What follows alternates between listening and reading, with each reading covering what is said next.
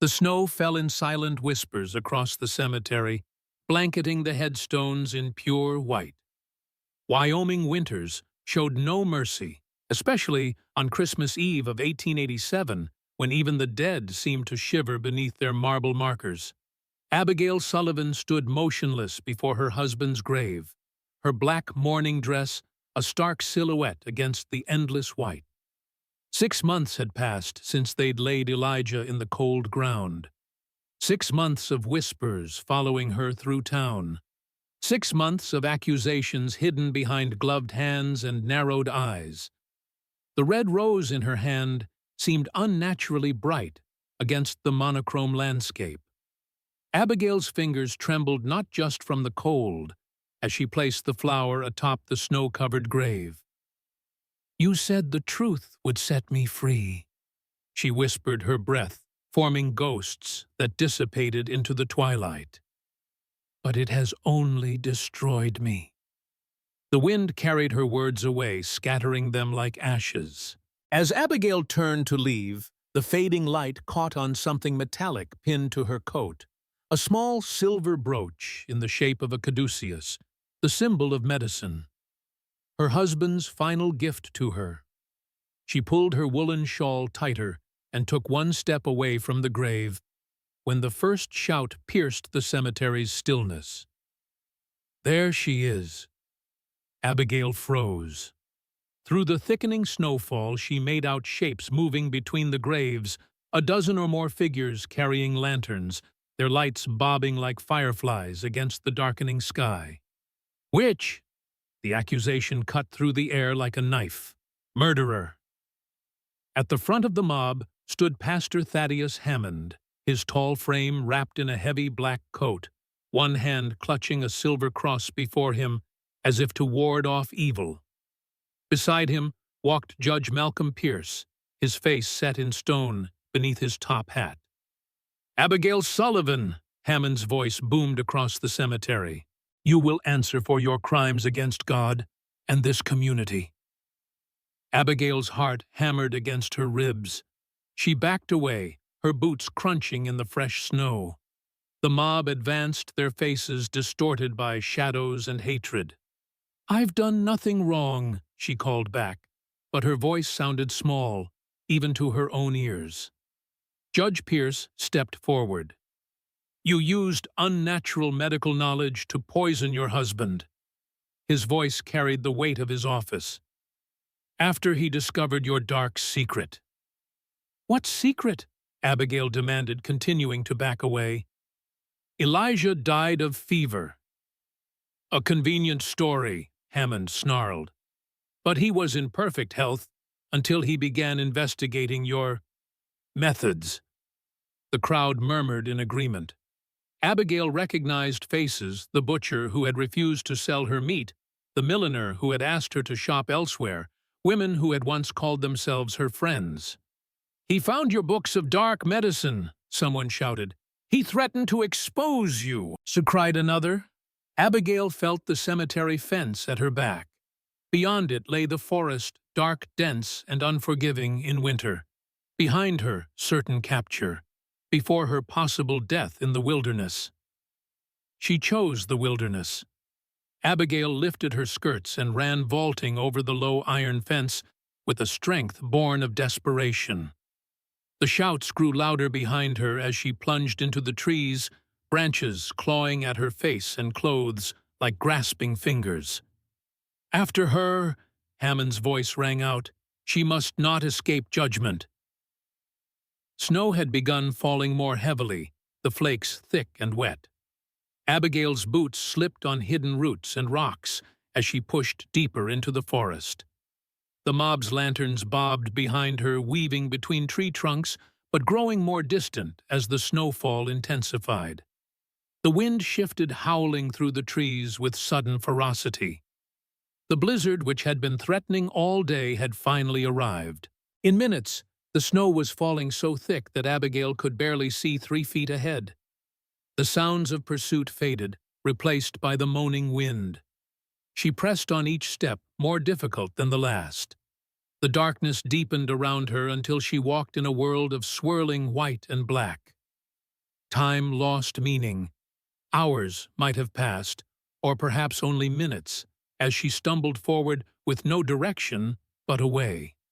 Memories flickered through her mind like the lanterns of her pursuers. Elijah bent over his desk, scribbling frantically in his journal. "They won't accept these treatments, Abby. The medical board would revoke my license if they knew." His face, once open and loving, had grown guarded in those final weeks. He'd locked his office door, hidden papers when she entered the room. Abigail tripped over a hidden log and fell hard, the snow cushioning her fall but soaking through her dress. She lay there panting as the cold began to seep into her bones. "What were you hiding, Elijah?" she whispered to the darkness.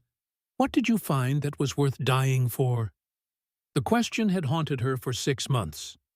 Whatever secrets her husband had uncovered had died with him, and somehow she had been blamed. Abigail forced herself to rise, her limbs stiff with cold. Each step became a battle of will. The forest seemed endless, the trees identical sentinels in the darkness. She had no idea which direction she was headed, only that she moved away from those who wished her harm. Eventually, even Abigail's determination faltered. Her legs gave way beneath her, and she collapsed into a drift of snow. The cold no longer felt painful.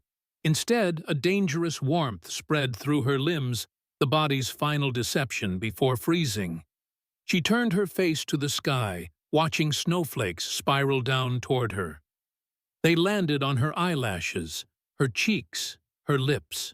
Abigail lifted one hand before her face, studying the fingers that had once soothed fevers, cleaned wounds, delivered babies. "Hands that saved others," she murmured, "but couldn't save my husband." Her voice was barely audible above the wind.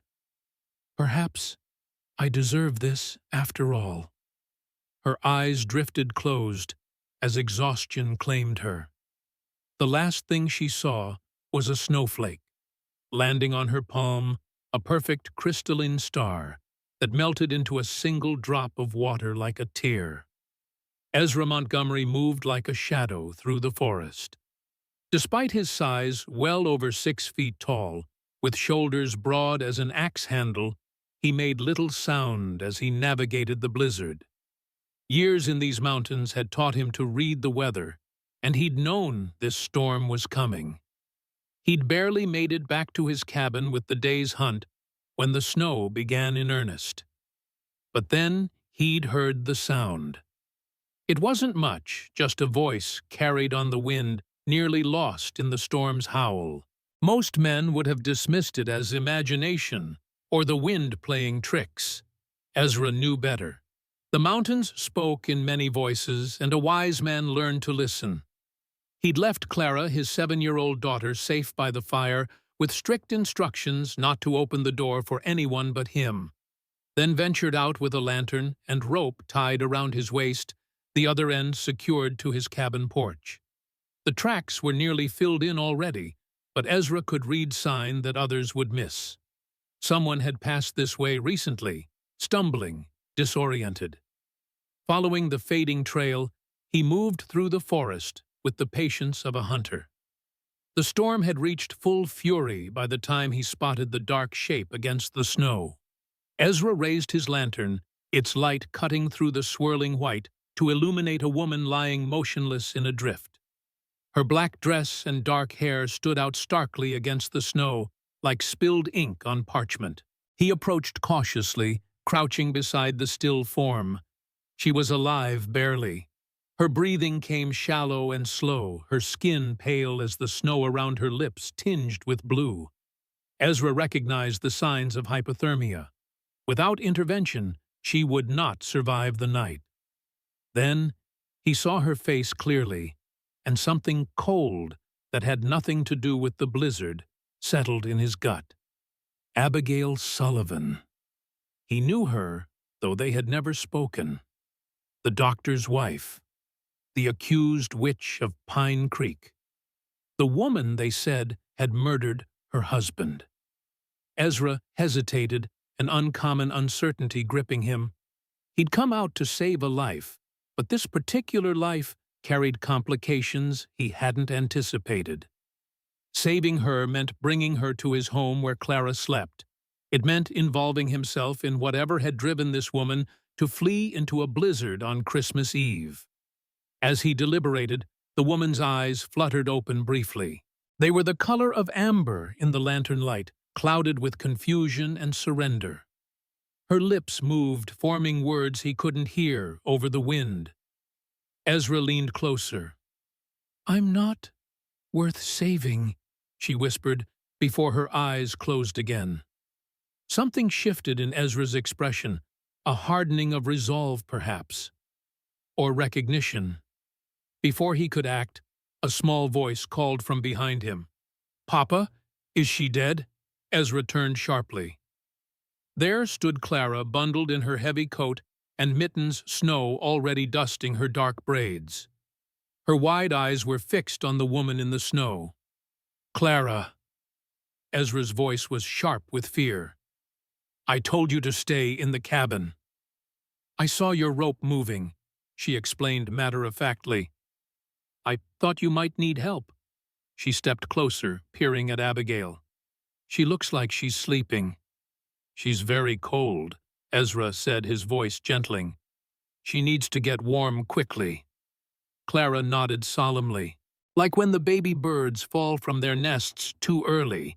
We have to warm them, or they die." "Yes." Ezra glanced back at Abigail.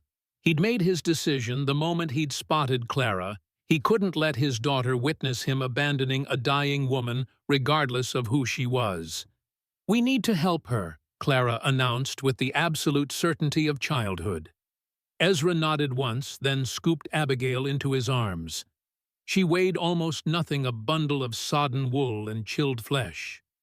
Clara picked up the lantern, holding it high to light their way back along the rope. "Is she a Christmas angel, Papa?" Clara asked as they trudged through the deepening snow. "She came on Christmas Eve." Ezra's expression was unreadable in the shadows. "No," he said finally. "She's not an angel." What she was, what she might be to them, he kept to himself as they made their way back to the cabin, the storm erasing their tracks behind them. Warmth. That was Abigail's first conscious sensation. Warmth and the gentle crackling of a fire. For a moment, she imagined she was home in her own bed, Elijah working late at his desk nearby. The familiar scent of pine smoke and herbs reinforced the dream. Then pain lanced through her fingers and toes as circulation returned and memory crashed back. The cemetery, the mob, the forest, the cold. Abigail's eyes flew open, and she found herself staring at a rough-hewn log ceiling. She lay on a narrow bed beneath a mound of quilts, her damp clothes replaced by a man's flannel shirt that engulfed her frame. A fire burned in a stone hearth nearby, casting dancing shadows across unfamiliar walls. Panic surged through her. Abigail tried to sit up, but her body refused to cooperate, muscles stiff and unresponsive. "You shouldn't move yet." The deep voice came from her left. Abigail turned her head to see a large man sitting in a wooden chair beside the bed. He was perhaps 40, with a face weathered by sun and wind, dark hair streaked with gray at the temples, and a closely trimmed beard. His eyes, a startling pale blue, studied her with an intensity that made her want to shrink back beneath the quilts. "Your extremities were beginning to freeze." He continued, his voice calm and measured. "Moving too quickly could damage the tissues." Despite his rough appearance, the buckskin jacket, the calloused hands, he spoke with the precise terminology of someone with medical knowledge. "Where am I?" Abigail managed her voice, a dry rasp. "My cabin, about 8 miles northwest of Pine Creek." He leaned forward slightly. "You were half dead when I found you in the snow." Abigail swallowed with difficulty. You saved me. A flicker of something crossed his face. Discomfort, perhaps. You're safe for now, he said, rather than directly answering. The blizzard's grown worse. No one will be traveling these mountains for days. Relief and fear mingled in Abigail's chest. Safe from her pursuers, but trapped with a stranger in a remote cabin. As if reading her thoughts, the man added, I have no intention of harming you, Mrs. Sullivan. Abigail tensed. You know who I am. It wasn't a question, but he nodded anyway. I know of you. Then you've heard the rumors. Bitterness crept into her voice. I don't put much stock in rumors.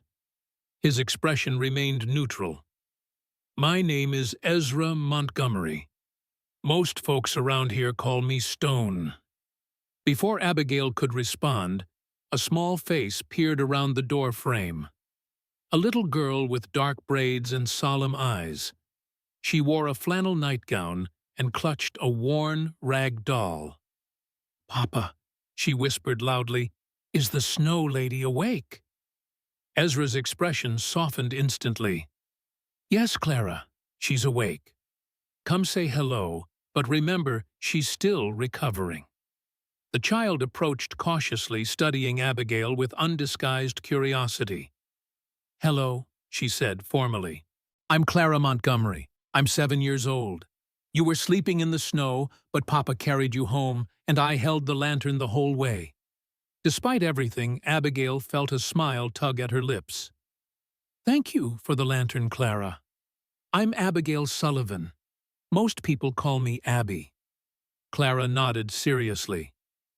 Are you feeling better now Papa made you tea with his special herbs? He knows all the plants in the whole forest. Clara, Ezra said gently, Mrs. Sullivan needs rest. The little girl looked disappointed, but nodded. I'll check on her again tomorrow, she announced, then turned and padded back to what Abigail presumed was her bedroom. When Clara had gone, an awkward silence fell. Abigail became acutely aware of her vulnerable position, weak, dressed in this stranger's clothing, dependent on his mercy. Your daughter seems very sweet, she offered finally. Ezra nodded. She has her mother's heart. The words held a weight of sorrow that Abigail recognized immediately, the same heaviness she carried when speaking of Elijah. Is her mother? Gone. His tone discouraged further questions. You should rest. Your body has been through a significant ordeal. Abigail wanted to ask more about him, about this cabin so far from town, about what he might have heard regarding her supposed crimes, but exhaustion was already pulling her back toward unconsciousness. Thank you, she murmured, for saving me. Ezra stood his large frame blocking the firelight momentarily. Don't thank me yet, Mrs. Sullivan, he said quietly. You might not be so grateful when you learn what waits outside this cabin. With that cryptic remark, he moved away, leaving Abigail to slide back into uneasy dreams filled with swirling snow and reaching hands. The next time Abigail woke, daylight filtered through frost-covered windows, casting prismatic rainbows across the cabin's interior. For a moment, she lay still, cataloging sensations. The bone-deep cold had receded, replaced by residual stiffness and the sharp pins and needles of healing frostbite in her fingers and toes. She turned her head carefully, surveying the cabin. It was larger than it had first appeared, perhaps 20 feet square, with the main room dividing into rough areas for cooking, eating, and sleeping. A sturdy table stood near a cast-iron stove. Shelves lined one wall, filled with jars of preserved foods, bundles of dried herbs, and books. Dozens of books, their leather bindings worn with use. It was what stood in the far corner that captured Abigail's attention. A large cabinet with glass doors revealed the unmistakable tools of a physician, surgical instruments, bottles of medicines, rolls of bandages. Beside it stood a smaller table bearing a microscope and what looked like laboratory equipment. This was no ordinary mountain man's cabin. This was a doctor's workspace. The realization sent a chill through her that had nothing to do with the winter outside. The instruments reminded her too much of Elijah's study, the place where he had spent his final days growing increasingly secretive and agitated. Abigail pushed herself up to sitting position, ignoring the protest of sore muscles. The cabin appeared empty, though a pot bubbled on the stove, filling the air with the scent of cooking oats. She swung her legs over the side of the bed, noticing her own clothes now clean and dried, folded neatly on a nearby chair. With shaking hands, Abigail dressed quickly, grateful for the privacy. Her body ached, but she could move. She had just finished buttoning her dress when the cabin door swung open, bringing a gust of cold air, and Ezra Montgomery, his arms laden with firewood. He stopped when he saw her standing. "You shouldn't be up yet," he said, frowning. Abigail straightened her spine. "I'm stronger than I look, Mr. Montgomery." A ghost of something, perhaps respect, flickered across his face. He nodded once and moved to stack the wood beside the hearth. "Clara's feeding the chickens. She'll be pleased to see you're awake." Abigail glanced toward the medical corner. "You're a doctor." Ezra followed her gaze, his expression closing like a shutter. "I have some medical knowledge." "More than some, I'd guess." She gestured toward the surgical instruments. "Those are identical to my husband's. European-made. Expensive. Your husband was a well-respected physician." Ezra's voice was carefully neutral. "Before his passing." The reference to Elijah's death hung in the air between them. Abigail lifted her chin. "I didn't kill him. I didn't say you did. You didn't need to. Everyone in Pine Creek believes I poisoned him." She took a step forward, suddenly needing this stranger to understand.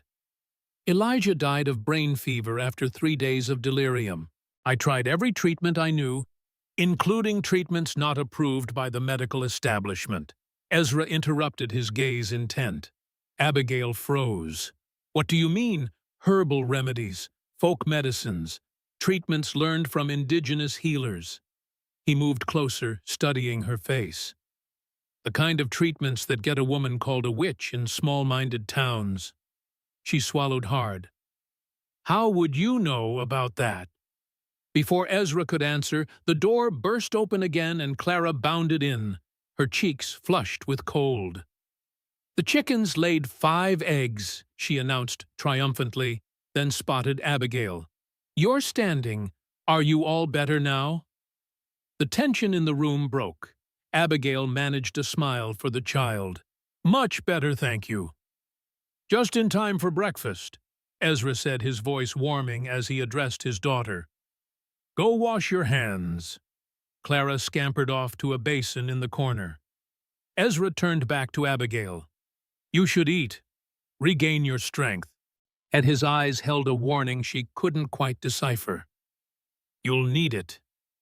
The meal was simple, but nourishing oat porridge sweetened with honey and eggs fried in a cast-iron skillet. Clara dominated the conversation, peppering Abigail with questions about her life in town, seemingly oblivious to the undercurrents between the adults. "Do you have any children?" Clara asked, scraping the last of her porridge from her bowl. Abigail's spoon paused halfway to her mouth. "No," she said softly. "I don't." "Why not? Don't you like children?" "Clara," Ezra admonished gently. "That's not a polite question." Abigail shook her head. "It's all right. I like children very much, Clara. My husband and we weren't blessed that way." It was an old wound, one that had mostly scarred over during her 6 years of marriage to Elijah. They'd tried, certainly, but month after month, year after year, Abigail's courses had arrived with cruel regularity. Eventually, they'd stopped discussing it, accepting their childless state with quiet resignation. Clara seemed to consider this. "Maybe you just needed more time," she said finally. "Mama went to heaven when I was born, so she didn't get more time." A heavy silence fell. Ezra stared into his coffee cup, his jaw tight. Abigail glanced between father and daughter, witnessing a familiar grief mirrored in both faces. "I'm very sorry about your mama," she said gently to Clara. The little girl nodded. "Papa says she's watching over us from heaven." She glanced at her father. "That's why we put a candle in the window every night, so she can find her way back if she wants to visit." Ezra cleared his throat. "Clara, it's time for your lessons. Fetch your slate." As Clara ran to retrieve her school books, Ezra began clearing the breakfast dishes. Abigail rose to help gathering plates with automatic efficiency. Their hands brushed as she passed him a cup, and Ezra stiffened almost imperceptibly before accepting it. "You don't have to," he began. "Please," Abigail interrupted. "Let me be useful. I've imposed enough already." He studied her for a moment, then nodded. They worked in silence, washing and drying the few dishes. Through the window, Abigail could see that the blizzard had passed, leaving behind a landscape transformed. Snow blanketed everything pristine and dazzling in the morning sun. The forest surrounding the small clearing where the cabin stood seemed to sparkle with millions of tiny diamonds. "It's beautiful," she murmured almost to herself. "And dangerous," Ezra replied. "The snow's 3 feet deep in places. The trail to town will be impassable for days." Abigail turned to face him. "You mean I'm trapped here?" "We all are." His features were obscured by shadows, giving nothing away. "But you may be safer here than anywhere else at the moment. Because of what happened in town." It wasn't a question. "Mr. Montgomery, I don't know what you've heard, but—" "Papa," Clara's voice interrupted them, "I can't find my history book." Ezra hesitated, then turned away. "We'll talk later," he said over his shoulder, leaving Abigail alone with her reflection in the frosted window and questions that multiplied like the ice crystals spreading across the glass. The day passed slowly. Abigail, accustomed to the constant demands of running a household and assisting with her husband's practice, found herself at loose ends in the snug cabin. Clara sat at the table laboriously copying letters onto her slate, while Ezra split more firewood outside the rhythmic thunk of his axe punctuating the quiet. Abigail's gaze kept returning to the medical corner. Something about it nagged at her memory, not just its similarity to Elijah's workspace, but something specific. She approached it cautiously, as if the gleaming instruments might suddenly animate. The cabinet was unlocked. Abigail slid one of the glass doors open and reached for a leather case. Inside, nestled in velvet, lay a set of surgical scalpels. Each silver handle bore a small engraving, the initials E.M. Ezra Montgomery. Not just someone with medical knowledge, but a trained surgeon. She replaced the case and examined the shelves above. Medical textbooks in English, French, and German stood alongside herbals and what appeared to be journals bound in plain leather. Abigail pulled one down, opening it to find pages of neat, precise handwriting. Case notes, she realized. Patients treated for everything from broken bones to fevers, with detailed observations on treatments and outcomes. One entry caught her eye, February 18, 1885. Child, female age, 4. Severe croup with cyanosis. Conventional treatments failed. Administered tincture of echinacea, angustifolia, with honey and whiskey as per Lakota method. Improvement within hours. Recovery complete within 3 days. Abigail's breath caught. Echinacea tincture, one of the unorthodox treatments she and Elijah had used, gleaned from her grandmother's knowledge of native plant medicine. The same treatments that had raised suspicions after Elijah's death. The door opened, and Abigail turned guiltily, the journal still in her hands. Ezra stood in the doorway, snow dusting his shoulders, his expression darkening when he saw what she held. Curious about my reading material, his voice was dangerously quiet. Abigail lifted her chin. Curious about why a man with formal medical training is hiding in the mountains when Pine Creek hasn't had a doctor since my husband died. Ezra closed the door and crossed the room in 3 long strides, taking the journal from her hands. "Where's Clara?" "Using the outhouse, Mr. Montgomery. These treatment protocols, they're identical to what Elijah and Your husband was a forward-thinking physician." Ezra returned the journal to its shelf. "One of the few willing to consider that European medicine doesn't have a monopoly on healing." "You knew him." The realization struck her like a physical blow. Ezra's silence was confirmation enough. Abigail pressed on. "Did you correspond with him? Is that how you learned about his treatments?" "Mrs. Sullivan." "Abigail," she corrected automatically. "Or Abby." "Abigail." He seemed to choose his words carefully. "What happened to your husband was a tragedy, but involving yourself in my affairs won't bring him back." "These aren't just your affairs," Abigail gestured to the medical corner. "This is the same work Elijah was doing before he died.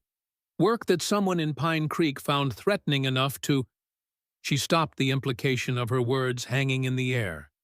Ezra's pale eyes narrowed. "To what?" Before she could answer, the cabin door flew open and Clara rushed in, bringing a gust of cold air. "Papa? Come see? There's a weird circle around the sun." The interruption shattered the tension. Ezra looked relieved as he turned to his daughter. "It's called a sundog, Clara. It happens when sunlight reflects off ice crystals in the air." "Can I show Mrs. Sullivan?" Clara turned her pleading gaze to Abigail. "It's really pretty." Ezra hesitated, then nodded. "Stay close to the cabin, and put on your hat." Clara grabbed Abigail's hand and tugged her toward the door. "Come on, it might disappear." Abigail allowed herself to be pulled outside, grateful for the reprieve from the intense conversation. The cold air stung her face as Clara led her into the yard, pointing excitedly at the sky, where a perfect rainbow halo encircled the winter sun. "Isn't it magical?" Clara breathed, her face upturned in wonder. Abigail gazed at the phenomenon, momentarily forgetting her suspicions in the face of such beauty. "It certainly is." As they stood admiring the sun, dog, Abigail became aware of Ezra watching them from the cabin door. His expression was complex wariness, yes, but something else, too. Something that looked almost like guilt. Night fell early in the mountains. After a simple supper, Clara sat by the fire with one of her father's medical books, sounding out words far beyond most 7-year-olds' comprehension. Ezra sat nearby, whittling what appeared to be a small animal from a piece of pine, his large hands surprisingly delicate in their movements. Abigail occupied herself with mending a tear in Clara's wool stockings, grateful for the mundane task. The quiet domesticity felt surreal after her flight through the blizzard, like a strange dream from which she might wake at any moment. "Papa," Clara said suddenly, "Mrs. Sullivan should check on my breathing before bed." Ezra's hands stilled. "I can listen to your chest, Clara." "But she was married to a doctor. Maybe she knows different things." The girl turned to Abigail. "I get the rattles sometimes. Papa says it's because I was born too early, and my lungs didn't grow right." Abigail glanced at Ezra silently, asking permission. After a moment, he nodded once. Setting aside her mending, Abigail moved to sit beside Clara. "May I listen to your chest?" Clara nodded eagerly, unbuttoning the top of her nightgown. Abigail placed her ear against the child's thin back, closing her eyes to focus. Take a deep breath in and out. Again, please. The slight wheeze was immediately apparent, the faint musical sound of air passing through narrowed bronchial passages. Asthma most likely, though not severe at the moment. You have very good lungs, Clara, Abigail said, straightening. There's a small wheeze, but nothing concerning right now. It gets worse when I run too much, Clara confided. Or when the air gets really cold. Sometimes I can't catch my breath at all. Abigail nodded. My grandmother had the same condition. She used to make a tea with wild cherry bark and honey that helped her breathe easier. Papa makes me pine needle tea with honey, Clara said, and sometimes he burns cedar and makes me breathe the smoke. Both excellent remedies. Abigail buttoned Clara's nightgown. Your papa takes very good care of you. Clara beamed. He's the best doctor in the whole world. He fixed Mr. Jensen's leg when he got kicked by a horse, and everyone said he'd never walk again. And last summer, when Mrs. Walker's baby was coming out wrong, Papa turned it around so it could be born properly. Abigail blinked in surprise. Your father delivers babies. Only sometimes. People come from really far away when they need help. Clara yawned widely. Papa says we have to be secret doctors because some people don't understand his medicine. Clara, Ezra's voice held a warning. It's past your bedtime. The little girl sighed dramatically, but obediently kissed her father's cheek. To Abigail's surprise, Clara hugged her as well, before padding off to her small bedroom. When they were alone, silence settled between them, broken only by the crackling fire. Abigail returned to her mending, feeling Ezra's gaze upon her. You were good with her, he said finally. Abigail smiled slightly, eyes on her needle. She's easy to be good with. Another pause longer this time. Then, the asthma comes and goes, worse in winter. There are treatments that might help, beyond the tea and cedar smoke. Abigail glanced up. Though those are good starts. I'm aware of the conventional treatments. Ezra's tone was defensive. Belladonna tincture, stramonium cigarettes. They have unpleasant side effects. Yes, Abigail agreed. But there are others. Elijah had success with a combination of lobelia and grindelia. I know. The words came out sharper than he seemed to intend. Ezra sighed, setting aside his whittling. I mean, I've read about those combinations in medical journals. Abigail studied him in the firelight. Mr. Montgomery, who are you, really? For a moment, she thought he might actually tell her. Something shifted in his expression, a decision being weighed. Then his eyes flicked to Clara's closed door, and whatever opening had appeared closed again. I'm a father who wants his daughter safe, he said simply. The rest doesn't matter. It matters if it's connected to what happened to my husband. Abigail set down her mending. Elijah was working on something in those last weeks. Something he wouldn't discuss with me. He locked his office door, hid his papers when I entered the room. Her voice caught. We'd never had secrets before. Ezra remained silent, his face impassive. After he died, Abigail continued, Judge Pierce led a delegation that searched our house. They claimed they were looking for evidence of malpractice, but I know they were searching for specific papers. When they couldn't find them, they began suggesting that I had somehow harmed Elijah. And had you... The question was softly spoken, but it landed like a blow. How can you ask me that?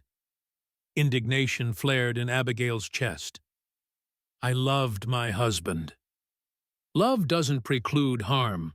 Ezra's eyes reflected the firelight to returning them almost gold. Sometimes, especially between those who love each other. Something in his tone of buried pain made Abigail wonder if he spoke from experience. "I did not harm Elijah," she said firmly.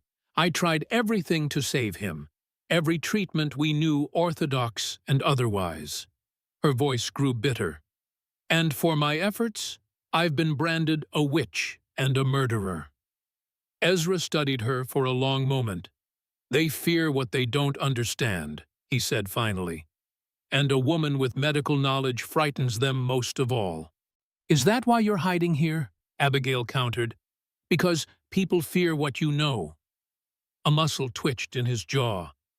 "I'm here because it's safer for everyone." "Everyone?" Abigail pressed. "Or just you?" Ezra stood abruptly, his large frame blocking the firelight. "It's late. You should rest. Your body is still healing." The dismissal was clear. Abigail wanted to push further, to demand answers about his connection to Elijah, about what he knew of the circumstances surrounding her husband's death. But exhaustion was seeping into her bones, and her mind felt foggy with unanswered questions. "Good night, Mr. Montgomery," she said quietly. He nodded once, then turned away, moving to bank the fire for the night. Abigail retreated to the bed she'd woken in that morning, still warm from the day's heat. As she drifted toward sleep, her thoughts churned with fragments of conversation and observation. The surgical tools with EM engraved on them.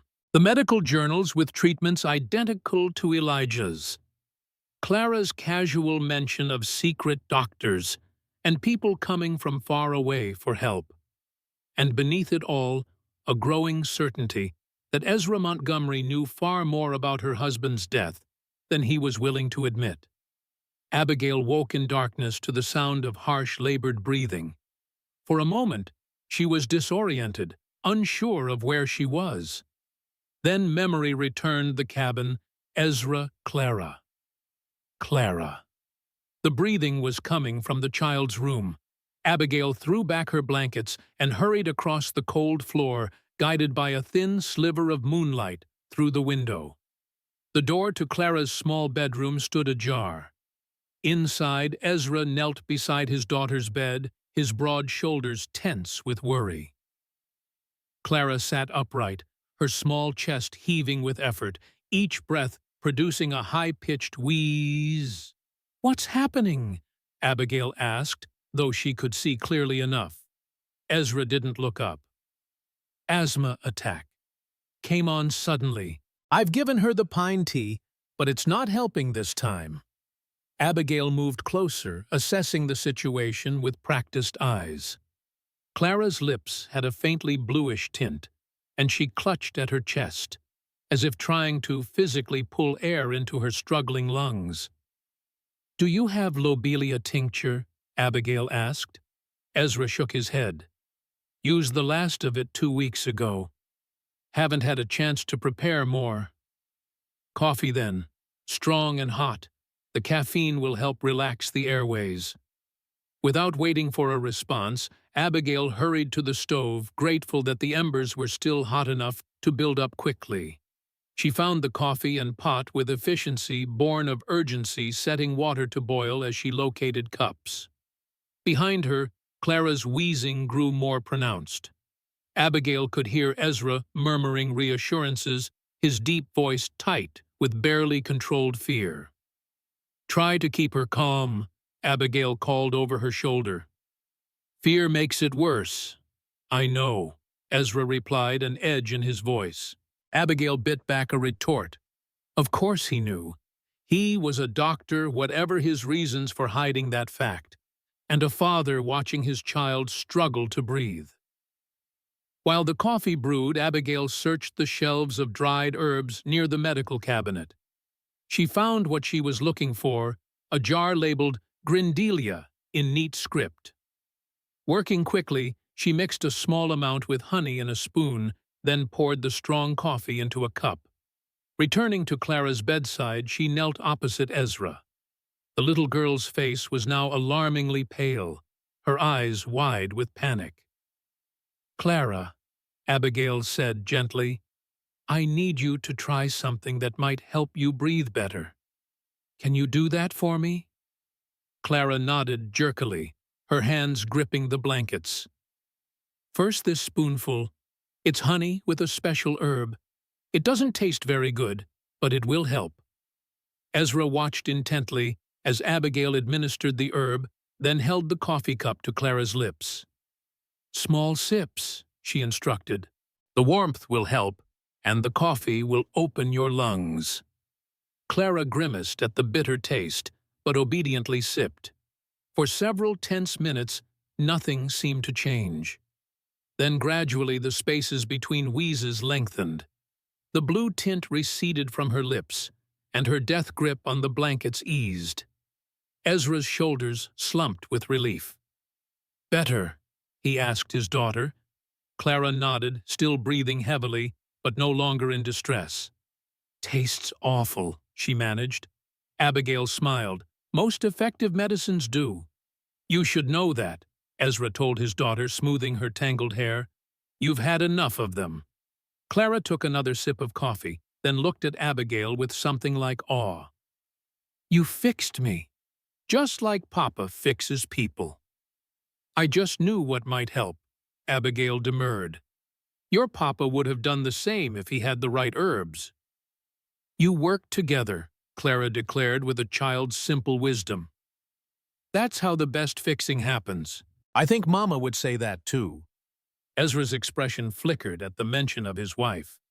A shadow of something, grief, perhaps guilt, crossed his features. "You need to rest now," he told Clara gently. "Try to sleep. I'll stay right here."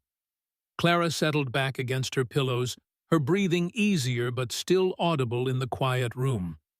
Abigail rose to leave them alone, but Clara's small hand shot out to grasp hers. "Stay," the child asked, "just till I fall asleep." Abigail glanced at Ezra, silently asking permission. After a moment, he nodded, shifting to make room for her beside the bed. They sat in silence as Clara drifted toward sleep, her breathing gradually easing into a more normal rhythm. Abigail was acutely aware of Ezra beside her, his presence somehow filling the small room even in stillness. When Clara's eyes finally closed, Ezra motioned toward the door. Abigail followed him into the main room, where the fire had burned down to glowing embers. "Thank you," he said quietly as he added a log to the fire. "That's the worst attack she's had in months." Abigail wrapped her arms around herself, suddenly aware of the cold and her thin nightgown. The grindelia helps counteract the bronchial spasms. Combined with coffee, it's quite effective. Ezra nodded. "I know the properties of grindelia. I just haven't had success with it in Clara's case before." "It was the combination," Abigail explained. "Elijah discovered that certain herbs work better together than alone. He called it synergistic effect." She paused, watching Ezra's face. "But you already know that, don't you, because you've read his research?" In the firelight, shadows played across Ezra's features, making his expression difficult to read. "I should check on Clara," he said, avoiding the question. "Mr. Montgomery." Abigail stepped forward, blocking his path. "You knew my husband. You've used his treatment protocols. You have medical training that you're hiding from the world. Why—" For a long moment, Ezra said nothing. Then, with a resigned sigh, he gestured toward the table. "Sit, please." Abigail obeyed, watching as he retrieved a bottle and 2 glasses from a cupboard. He poured a small measure of amber liquid into each and handed one to her. "Whiskey," he said in response to her questioning look. "Not medically advisable after what you've been through, but sometimes necessary for difficult conversations." Abigail accepted the glass, but didn't drink. "You're going to tell me the truth." Ezra took a swallow of his own whiskey before responding. "Some of it. As much as I safely can." "What does that mean?" Frustration edged into Abigail's voice. "What aren't safe words facts? Names," Ezra said grimly. "Connections. The very things that may have gotten your husband killed. A chill that had nothing to do with the winter night ran through Abigail. So you do believe he was murdered? Ezra studied his glass. I believe Elijah Sullivan was a brilliant physician who asked dangerous questions, questions that threatened powerful men. He looked up, meeting her gaze, men who wouldn't hesitate to silence him permanently. Abigail's hand tightened around her glass. Judge Pierce and Pastor Hammond. Ezra neither confirmed nor denied the names, but something in his eyes told Abigail she was on the right track. What was Elijah investigating? She pressed.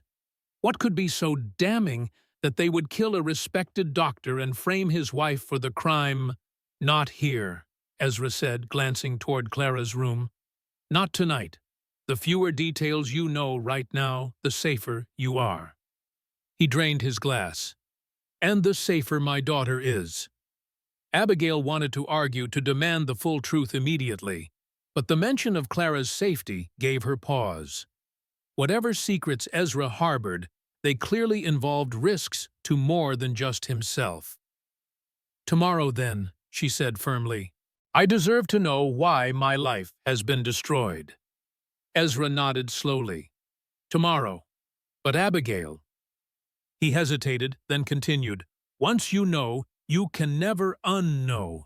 And knowledge is what makes you dangerous to them. I'm already dangerous to them, she replied bitterly. They made me that way when they took everything from me. A look crossed Ezra's face, something like recognition or perhaps respect. Not everything, he said quietly. You still have your mind, your skills, your courage. He stood, effectively ending the conversation. Those are weapons they can never take from you.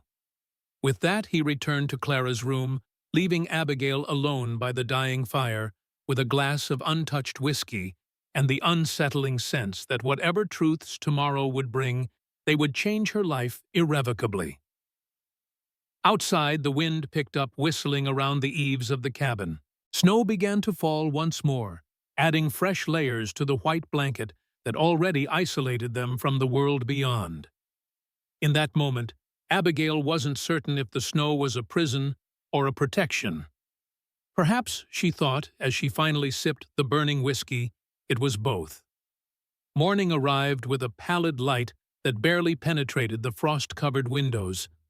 Abigail woke to the sounds of quiet movement, the creak of the stove door, the soft clink of a kettle being placed on the heat.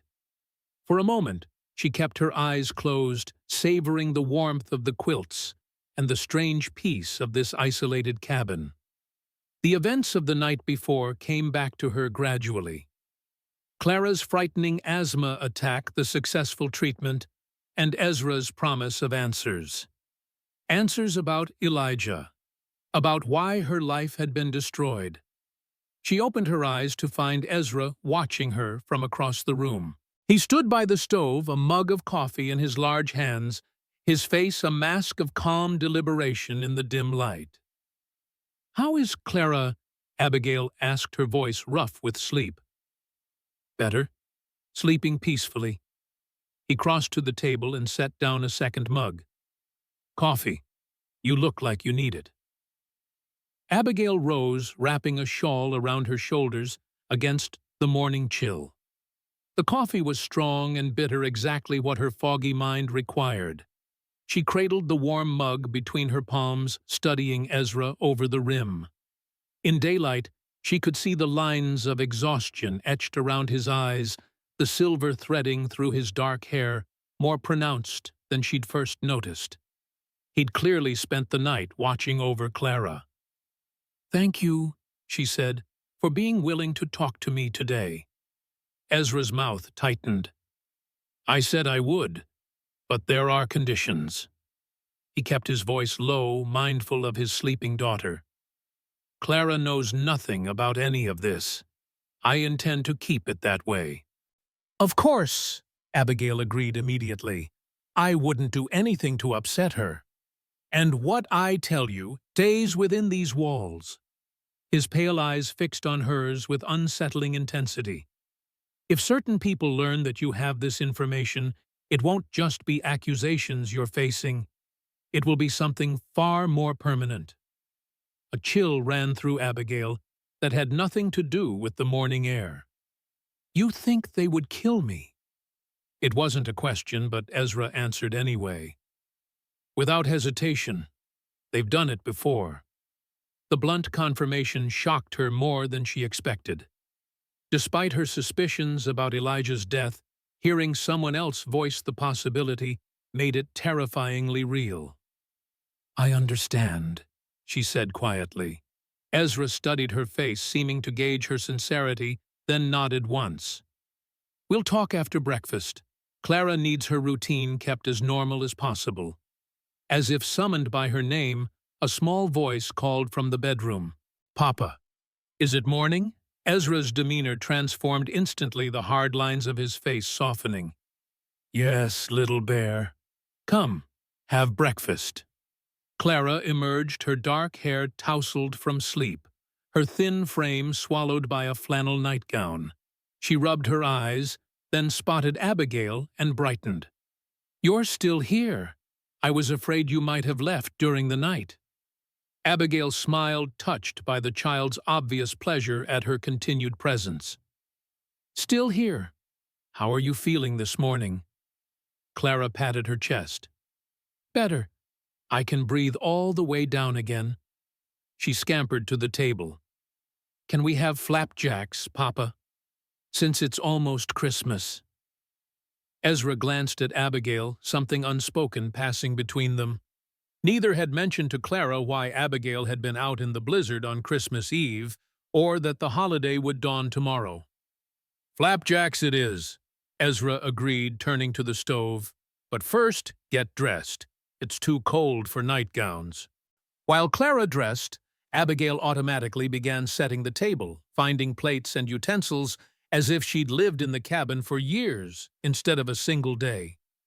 The domesticity of the scene struck her as surreal here. She was a woman accused of murder, calmly preparing for breakfast with a mysterious mountain doctor and his daughter. You don't have to do that, Ezra said, mixing batter in a large bowl. I want to, Abigail replied. It helps me feel normal. Something like understanding flickered in his eyes. Normal is in short supply these days. Before she could respond, Clara bounded back into the room, now dressed in a simple woolen dress and thick stockings. She climbed onto a chair and watched eagerly as Ezra poured batter onto the hot griddle. Mrs. Sullivan, do you know how to make snow candy? She asked. Papa says we can try today since the snow is fresh and clean. I haven't made snow candy since I was about your age, Abigail admitted, but I remember how. You heat maple syrup until it's very hot, then pour it on packed snow to cool. Papa says we can use honey instead, since we don't have maple syrup. Clara swung her legs excitedly. Will you help us? The simple invitation touched Abigail deeply. This child who barely knew her was offering inclusion in a cherished holiday tradition. I'd like that very much, she said softly. Breakfast passed pleasantly, with Clara dominating the conversation, seemingly recovered from her night's distress. She chattered about her chickens, her favorite books, and how she was learning to identify medicinal plants in the forest. Papa says I have the best eyes for finding yarrow, she declared proudly, even when it's not flowering. That's impressive, Abigail said sincerely. Yarrow is an excellent herb for fevers and wounds. Clara nodded seriously. Papa lets me help prepare the tinctures sometimes. I'm very careful with the measuring. She turned to her father. Can I show Mrs. Sullivan my herb book after breakfast? Ezra hesitated, then nodded. For a little while. Then you need to do your lessons while I show Mrs. Sullivan around the property. The slight pause was imperceptible to Clara, but spoke volumes to Abigail. Their conversation would happen outside, away from curious ears. After breakfast, Clara retrieved a handmade book bound in soft leather. Each page contained a carefully pressed plant specimen, alongside childish but surprisingly accurate drawings and notes about its medicinal uses. "This is wonderful, Clara," Abigail said, genuinely impressed. "You know more about herbs than many grown people." Clara beamed. "Papa says I'll be a better doctor than him someday." Ezra, who had been washing the breakfast dishes, froze momentarily at his daughter's words. The casual revelation of his profession so carefully concealed seemed to unsettle him. "Clara," he said a bit too sharply, "time for your arithmetic." The girl sighed dramatically, but obediently fetched her slate and chalk. Ezra dried his hands and reached for his heavy coat. "I need to check the livestock and gather more firewood," he said, his tone deliberately casual for Clara's benefit. "Mrs. Sullivan, would you care to join me? Some fresh air might help your recovery." Abigail understood the subtext. "I'd appreciate that." She bundled into her own coat, now dry, but still bearing the evidence of her desperate flight through the forest. As they prepared to leave, Clara looked up from her slate. "Don't forget we're making snow candy when you come back," she reminded them. "We won't be long." Ezra promised, his expression softening, as it always did, when he addressed his daughter. Outside, the cold struck Abigail like a physical blow. The snow had stopped during the night, leaving the world transformed into a glittering white expanse. The cabin sat in a small clearing surrounded by towering pines, their branches heavy with snow. Behind the main structure stood a barn, and chicken coop smoke rising from a small forge set against one wall. Ezra led the way toward the barn, breaking a path through snow that reached mid-calf. Neither spoke until they were inside the relative warmth of the structure, where two horses nickered softly from their stalls and a milk cow regarded them with placid eyes. This is far enough from the cabin," Ezra said, closing the door behind them. "Clara won't hear us here." Abigail removed her gloves and held her hands toward the small stove that kept the animals from freezing. "You're very protective of her." "With good reason." Ezra began filling a hay manger, his movements efficient. "Clara is all I have left in this world. Her safety is my only priority." "Which is why you're living as a recluse in the mountains," Abigail observed, practicing medicine in secret. Ezra paused, hay in his hands. "Yes. But that's not the whole truth, is it?" She stepped closer. "You're hiding from something. Or someone." He resumed his work, not meeting her eyes. "We're here to discuss your husband, not me." "I think they're connected," Abigail persisted. "You knew Elijah. You use the same treatment methods. You're both physicians who've chosen unconventional approaches." Ezra sighed, a cloud of vapor forming in the cold air. He set down the hay fork and faced her. "Yes, I knew your husband. We corresponded for several years, sharing research and treatment protocols." His jaw tightened. He was one of the few physicians willing to consider that indigenous and folk remedies might have value beyond superstition. "How did you meet her?" Abigail asked, sensing they were finally approaching the truth. "We didn't, not in person." Ezra moved to check the cow's water trough. "It began with a letter Elijah sent to the medical journal where I'd published an article on native plant medicines. He had questions, observations of his own. We began writing regularly."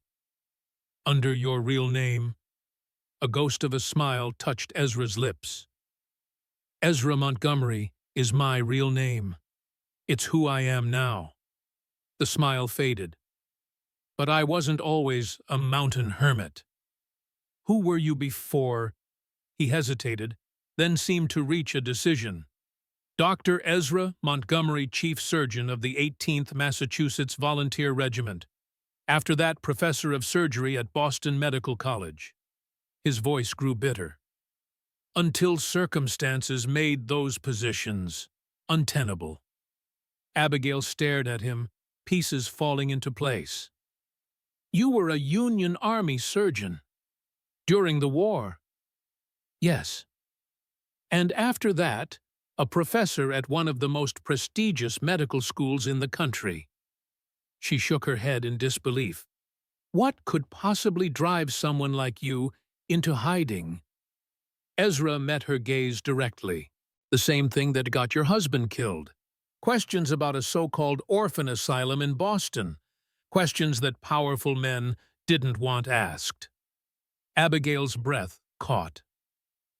Judge Pierce, he serves on the board of the orphanage in Pine Creek. Ezra nodded grimly. One of many such establishments across the country, all connected to the same organization. On the surface, charitable institutions for abandoned children. In reality, something far more sinister. What do you mean? Think Abigail.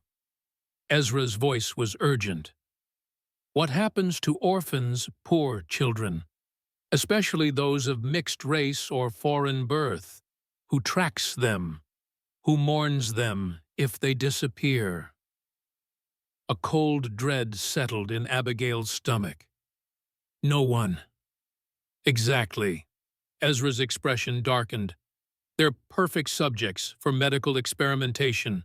New drugs, surgical techniques, treatments too dangerous to try on real patients. Horror washed over Abigail in a sickening wave. That's monstrous. It is, and it's happening under the guise of charity sanctioned by some of the most respected names in medicine and religion. Ezra's hands clenched at his sides. I discovered it by accident. A colleague in Boston asked me to consult on a child with unusual symptoms. When I examined the boy, I found evidence of repeated surgical procedures that had nothing to do with his stated illness. What did you do? What any decent physician would do. I asked questions. Bitterness edged his voice. I was told to mind my own business. When I persisted, I was warned. When I threatened to go public, there was an accident in my laboratory. A fire that destroyed my research and nearly killed one of my students. His eyes met hers. The message was clear. Next time it wouldn't be a warning. Abigail leaned against a stall post, feeling suddenly unsteady. And Elijah. He discovered the same thing happening in Pine Creek. Ezra nodded. He wrote to me about 6 months ago. He'd noticed patterns in the orphanage children brought to him for treatment. Always the same vague ailments always returned to the orphanage before fully recovered. When he began keeping detailed records, he found evidence of experimental treatments being administered without his knowledge. By whom? Abigail asked, though she suspected the answer. He didn't name names in his letters. Too dangerous. Ezra moved to check on the horses, giving Abigail a moment to absorb what he'd told her. But he mentioned a judge and a pastor who controlled access to the orphanage. Pierce and Hammond, Abigail murmured. The pieces were falling into place. Elijah became increasingly secretive in those last weeks. He locked his office door. I thought. She swallowed hard. I thought, perhaps, he'd grown tired of me, that he had found someone else. He was trying to protect you, Ezra said quietly. The less you knew, the safer you were. But it didn't work, Abigail said bitterly. They killed him anyway, and made me the scapegoat. Ezra nodded grimly. It's an effective strategy. Discredit the wife, destroy the husband's reputation, and any accusations become the ravings of a disgraced widow. Abigail pressed her fingers to her temples where a headache was beginning to form. If what you're saying is true, why haven't others exposed this atrocity? Some have tried. Ezra's voice was heavy. They've been discredited, institutionalized, or have met with unfortunate accidents. This network has powerful protectors, wealthy donors, respected physicians, clergymen, judges. Who would believe accusations against such pillars of society? But there must be evidence, Abigail insisted. Records, witnesses. That's exactly what Elijah was gathering. Ezra returned to stand before her. In his last letter to me, he mentioned a journal where he documented everything. He planned to send it to me for safekeeping, along with samples of medications being administered to the orphans. His expression darkened. I never received the package. A week later, I read of his death in a medical bulletin. Abigail's mind raced. The journal! That's what they were searching for at our house. They tore apart Elijah's study, emptied every drawer and cabinet. A sudden realization struck her. But they never found it. Ezra's gaze sharpened. You know where it is. No, but Abigail frowned, trying to piece together fragments of memory. Just before he fell ill, Elijah went to town. He visited several places: the bank, the post office, and the general store. She looked up suddenly. Josephine Fletcher. Joe runs the store, and she was Elijah's friend. They often discussed books together. You think he might have left the journal with her? Ezra's voice held a new urgency. It's possible. Joe has been the only person in town still kind to me since Elijah's death. She slips extra food into my purchases, warns me when Pierce or Hammond are nearby. Abigail's heart beat faster. If Elijah trusted anyone in Pine Creek besides me, it would have been Joe. Ezra paced the length of the barn, his breath clouding in the cold air. If the journal still exists, and if it contains what Elijah suggested in his letters, it could expose the entire network. He stopped abruptly. But attempting to retrieve it would be extremely dangerous for both of us. I have to try, Abigail said firmly. It's the only way to clear my name and bring Elijah's killers to justice. It's not that simple. Ezra's voice was grim. These people have resources, influence. They've evaded exposure for years, and now they're on high alert because of you. Because of me, Abigail stiffened. You're an unknown variable. They don't know what Elijah told you, what evidence you might have. That's why they've worked so hard to discredit you. Ezra's eyes held hers. As long as you're labeled a witch and a murderer, anything you say about them will be dismissed. The brutal logic of it struck Abigail like a physical blow. So I'm trapped. If I try to expose them, no one will believe me. If I run, I confirm their accusations. Not trapped, Ezra said quietly, just in need of allies and evidence. A scratching sound at the barn door interrupted them. Ezra tensed, moving protectively in front of Abigail until Clara's voice called out. Papa, Mrs. Sullivan, are you in there? I finished my arithmetic. Ezra's shoulders relaxed. We're coming, Clara, he called back. Then to Abigail in a lower voice. We'll continue this later. For now, remember, Clara knows nothing of this. I want to keep it that way. Abigail nodded her understanding as Ezra opened the door. Clara bounded in, her cheeks rosy with cold, clutching her slate. I got all the problems right, she announced proudly. Can we make snow candy now? The contrast between their grim conversation and the child's innocent enthusiasm created a cognitive dissonance that left Abigail momentarily speechless. How could such darkness and such light exist side by side? Ezra seemed to have no such difficulty shifting between worlds. He smiled at his daughter, ruffling her hair affectionately. Snow candy it is. Go fetch the honey from the pantry while we finish with the animals. As Clara scampered back toward the cabin, Ezra turned to Abigail. His expression had hardened again, all traces of the doting father submerged beneath the vigilant protector. "Whatever you're thinking of doing," he said quietly, "remember that your actions affect more than just yourself now. Clara and I have stayed safe by staying hidden. I won't risk my daughter's safety, even for justice." The warning was clear. Abigail nodded slowly. "I understand." But as they walked back to the cabin where Clara waited impatiently, Abigail wasn't certain she did understand, or that she could accept the idea of living in hiding while Elijah's killers remained free. The truth burned within her, demanding release, demanding justice. For now, though, there would be snow candy and a child's laughter.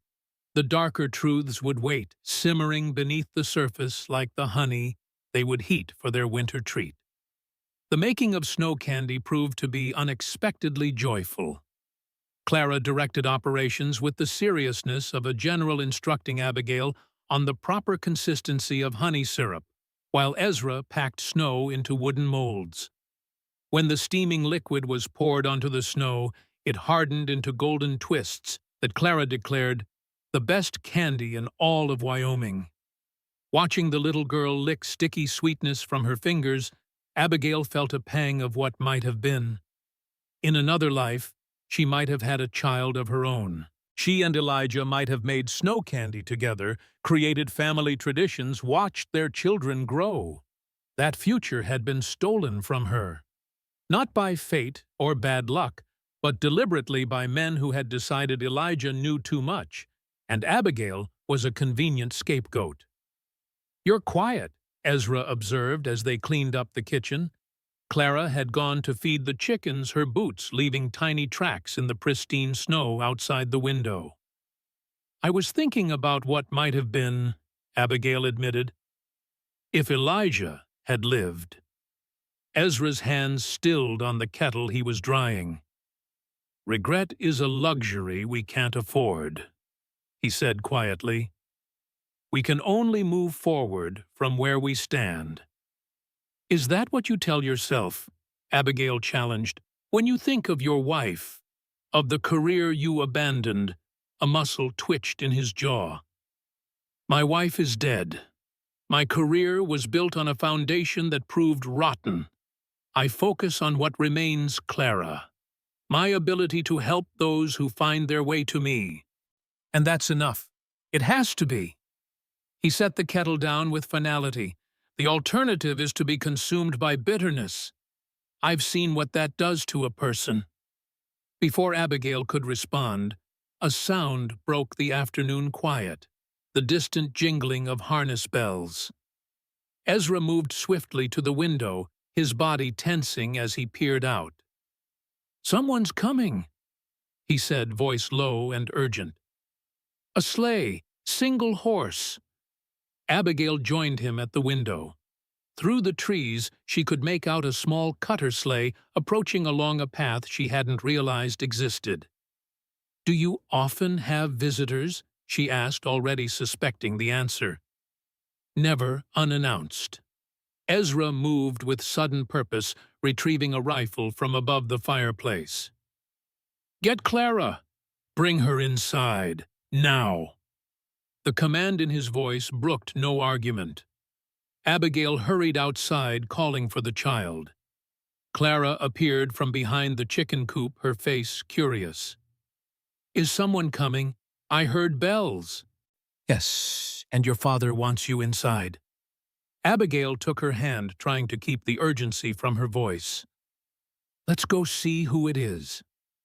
By the time they reached the cabin, Ezra stood on the porch, rifle held casually but ready. His stance was deceptively relaxed, but Abigail could see the tension in his shoulders. The sleigh rounded the final bend in the path, revealing its occupant. To Abigail's shock, she recognized the fur-wrapped figure holding the reins. "Josephine," she gasped. Joe Fletcher, proprietor of Pine Creek's General Store, pulled her horse to a stop before the cabin. Her round face was flushed with cold beneath a fur hat, and a vivid bruise discolored one cheek. She peered up at them, relief washing over her features when she spotted Abigail. "Thank God," she breathed. "You're alive. I wasn't sure I'd find the right cabin, and with this storm—" She trailed off as she noticed Ezra and his rifle. Dr. Montgomery, Elijah's colleague. Ezra lowered the rifle slightly but remained wary. "How did you find this place?" Joe climbed stiffly from the sleigh, wincing as she moved. "Elijah's map. He left it with other things." Her eyes darted to Clara, then back to Ezra meaningfully. "Things that aren't safe in town anymore. Not since they came looking." "Who came looking?" Abigail asked, dread pooling in her stomach. "Pierce and Hammond, with men from the timber camp." Joe touched the bruise on her face gingerly. They weren't gentle with their questions. Ezra finally lowered the rifle completely. "Come inside," he said grimly. "You look half frozen." Clara, who had been watching with wide eyes, tugged at Abigail's sleeve. "Is that lady your friend?" she whispered. "Yes," Abigail replied softly. "One of my only friends from town." "She has a hurt face," Clara observed solemnly. "Yes, she does." Abigail squeezed the child's hand. "Let's help her get warm, shall we?" Inside, Joe sank gratefully onto a chair by the fire, her hands shaking as she removed her gloves. Ezra poured her a measure of whiskey, which she accepted with a nod of thanks. "Clara," Ezra said, his tone gentle but firm, "would you please go to your room for a while? The adults need to talk." The little girl looked disappointed but didn't argue. "Can I take my book?" "Of course." Ezra waited until Clara had disappeared into her bedroom before turning back to Joe. "What happened?" Joe took a deep swallow of whiskey color gradually returning to her face. "They came last night. Pierce, Hammond, and 3 men from the timber camp, the ones who do the judge's dirty work, when official channels won't serve." Her hand drifted to the bruise. "They were looking for Abigail, and for a package they said Elijah had left with me." "Did they find it?" Abigail asked urgently. Joe gave a small, grim smile. "No, I moved it weeks ago after Elijah warned me it might be dangerous." She reached into her coat and withdrew a small leather journal. "This is only part of what he left, but it's the most important." Ezra took the journal, his expression intent, as he flipped through the pages. Patient records. Detailed notes on treatments administered at the orphanage. He looked up sharply. Names, dates, documentation of experimental protocols. "There's more," Joe said, her voice lowered. "In the sleigh, samples of medicines locked in a case, and letters, copies of correspondence between Pierce Hammond and physicians in Boston, Chicago, and St. Louis." Abigail's heart raced. "Elijah gathered all this evidence," Joe nodded. "He suspected for months. Children from the orphanage brought to him with symptoms that didn't match their supposed illnesses. When he began questioning, they stopped bringing the children to him altogether. That's when he knew something truly wrong was happening. And he trusted you with this information." Ezra's tone held a hint of suspicion. Joe's chin lifted. "My own sister was taken by people like them. An orphanage in Chicago that promised education and care. She died of fever 3 months later. When I asked to see her body, they said it had already been buried in a pauper's grave." Her eyes hardened. "Elijah was one of the few who believed my suspicions weren't just a grieving sister's fantasy." Ezra's expression softened slightly. "I'm sorry about your sister." Joe acknowledged his sympathy with a nod before continuing. "After Elijah died, I kept everything hidden. I knew they'd search his house, but I didn't expect them to come after me. Not until Abigail escaped." She turned to Abigail. "You running into the blizzard threw them into a panic." They're afraid you know everything." "I knew nothing," Abigail said bitterly. "Elijah kept me in the dark, thinking it would protect me." "It might have, if Hammond hadn't been so determined to make an example of you." Joe's expression darkened. "He's been building his case for months, whispering about witchcraft and unnatural medicines. When they couldn't find Elijah's evidence, they decided silencing you was the next best thing." Ezra closed the journal with a snap. "And now, what made them search your store after all this time?" Joe hesitated. "Someone saw you, Abigail, in the cemetery on Christmas Eve. They told Pierce, who immediately suspected you might try to contact me." She sighed heavily. "I managed to hide the most damning evidence before they arrived, but they tore the place apart. When they found nothing, She gestured to her bruised face. "They made their displeasure known." A sick feeling twisted in Abigail's stomach. Joe had suffered because of her, because she had fled into the blizzard instead of facing her accusers. "I'm so sorry," she whispered. Joe waved away her apology. "I chose this path when I agreed to help Elijah." Her voice lowered, glancing toward Clara's door. "And I've been preparing for this moment longer than they realize.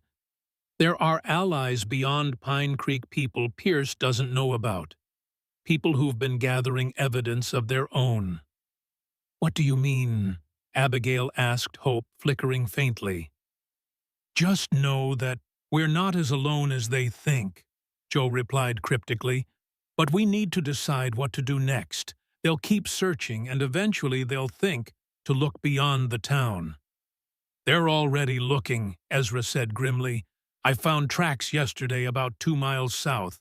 Men on horseback searching the forest." "They're already looking," Ezra said grimly. "I found tracks yesterday about 2 miles south. Men on horseback searching the forest." The implications hung heavy in the air. Their isolation, which had seemed like safety, now felt like a trap slowly closing around them. "We need to get this evidence to someone who can act on it," Abigail said finally. "Someone beyond Pierce's influence. The territorial governor," Ezra suggested, "or the federal marshal in Cheyenne." "That's 100 miles in winter conditions," Joe pointed out. "With a child." She glanced toward Clara's closed door. Ezra's expression hardened. "Clara stays here where it's safe. I can take the evidence myself." "And leave us defenseless if Pierce's men find this cabin," Abigail challenged. "No, we need to stay together." A tense silence fell as they considered their limited options. Finally, Joe spoke up. "There's another possibility. The railroad. The new spur line to Laramie is running even in winter. If we could reach the station at Wilson's Creek, we could be in Cheyenne in 2 days." "Wilson's Creek is 30 miles from here," Ezra objected. "But all downhill," Joe countered. "With a good sleigh and fresh horses, it could be done in a day." Abigail looked between them, hope kindling for the first time. "Could we leave tomorrow, Christmas morning?" "The very time Pierce and Hammond will be occupied with services," Joe said, nodding. "It might give us the head start we need." Ezra still looked unconvinced. "It's a risk, a significant one." "Staying here is a risk too," Abigail said quietly. "You said yourself they're searching the forest. It's only a matter of time before they find this cabin." Ezra's gaze drifted to Clara's door, his internal struggle visible in the tightening of his jaw. Finally, he nodded once decisively. "We leave at first light. Pack only what's essential. Food, warm clothing, the evidence." His eyes met Abigail's. "And we tell Clara nothing until morning. Let her have one more night of peace." The gravity of their decision settled over the room. They were committing to a dangerous journey in the dead of winter, with a child pursued by men who had already demonstrated their willingness to kill. The odds were not in their favor. Yet Abigail felt lighter than she had in months. For the first time since Elijah's death, she had purpose, direction, and most importantly, she had allies in her quest for justice. As they settled by the fire, Abigail's gaze drifted toward Clara's closed door. "She speaks of her mother as if she had known her," she observed quietly. "Yet you said she died in childbirth." A sad smile touched Ezra's lips. "Catherine exists for Clara through the stories I've told her. Every night since she was old enough to understand, I've shared memories of her mother, how Catherine laughed the songs she loved, what she believed in." He stared into the flames. "I've tried to give Clara a mother in the only way I could. Sometimes Clara speaks of Catherine's thoughts or wishes as if they were memories of her own. I've never had the heart to correct her." Joe nodded with understanding. Children need those connections, even to people they've never met. "It's more than that," Ezra admitted. "When I took Clara from that place in Boston, she had no history, no family story. Giving her Catherine as a mother, even just in stories, gave her roots a sense of belonging." His voice dropped lower. "And perhaps it was for me as well, a way to keep Catherine alive, at least in our home." The revelation added another layer to Abigail's understanding of this complex man, not just a physician in hiding or a protective father, but someone who had carefully constructed a foundation of love and belonging for a child who might otherwise have had neither. As twilight gathered outside the cabin windows, they made their preparations quietly. Joe brought in the case of medicine samples from her sleigh, along with the letters Elijah had copied. Ezra packed medical supplies, ammunition for his rifle, and food for the journey. Abigail prepared a simple dinner, her mind racing with all that had been revealed. Through it all, Clara remained in her room, oblivious to the adults' grim preparations, reading her book, and occasionally singing softly to herself. When dinner was ready, Ezra called her to the table. Clara emerged, clutching a piece of paper covered in childish drawings. "I made a Christmas picture," she announced, holding it up proudly. "That's our cabin, and the snow, and all of us making snow candy. And look," she pointed to the sky in her drawing, "I put Mama watching from heaven." Ezra's composure cracked for just a moment, a flash of raw pain crossing his features before he masked it with a smile. "It's beautiful, little bear. The best Christmas picture I've ever seen." Clara beamed, then turned to Joe with the direct curiosity of childhood. "Are you staying for Christmas too? We have plenty of room. You can share my bed if you want." Joe glanced at Ezra, unsure how to respond given their plans for morning. He nodded slightly, giving her permission for the small deception. "I'd like that very much," Joe said, managing a warm smile despite her bruised face. "Thank you for the invitation." Throughout dinner, they maintained a facade of normalcy for Clara's sake. They spoke of simple things: the weather, Clara's lessons plans for Christmas treats. No mention was made of journals, evidence, or journeys. For one more evening, they would pretend that all was well, that they were simply four people sharing a meal in a snug cabin, while winter ruled the world outside. After Clara had been tucked into bed with promises of Christmas surprises, in the morning, the adults gathered by the fire. The pretense dropped away, leaving three people united by danger and a quest for justice. "We should take turns keeping watch tonight," Ezra said, his voice low. "I don't think they'll find us so quickly, but we can't take chances." "I'll take the first shift," Joe offered. "I'm too sore and anxious to sleep anyway." "Wake me in 4 hours," Ezra instructed, handing her the rifle. "Abigail will take the pre-dawn watch."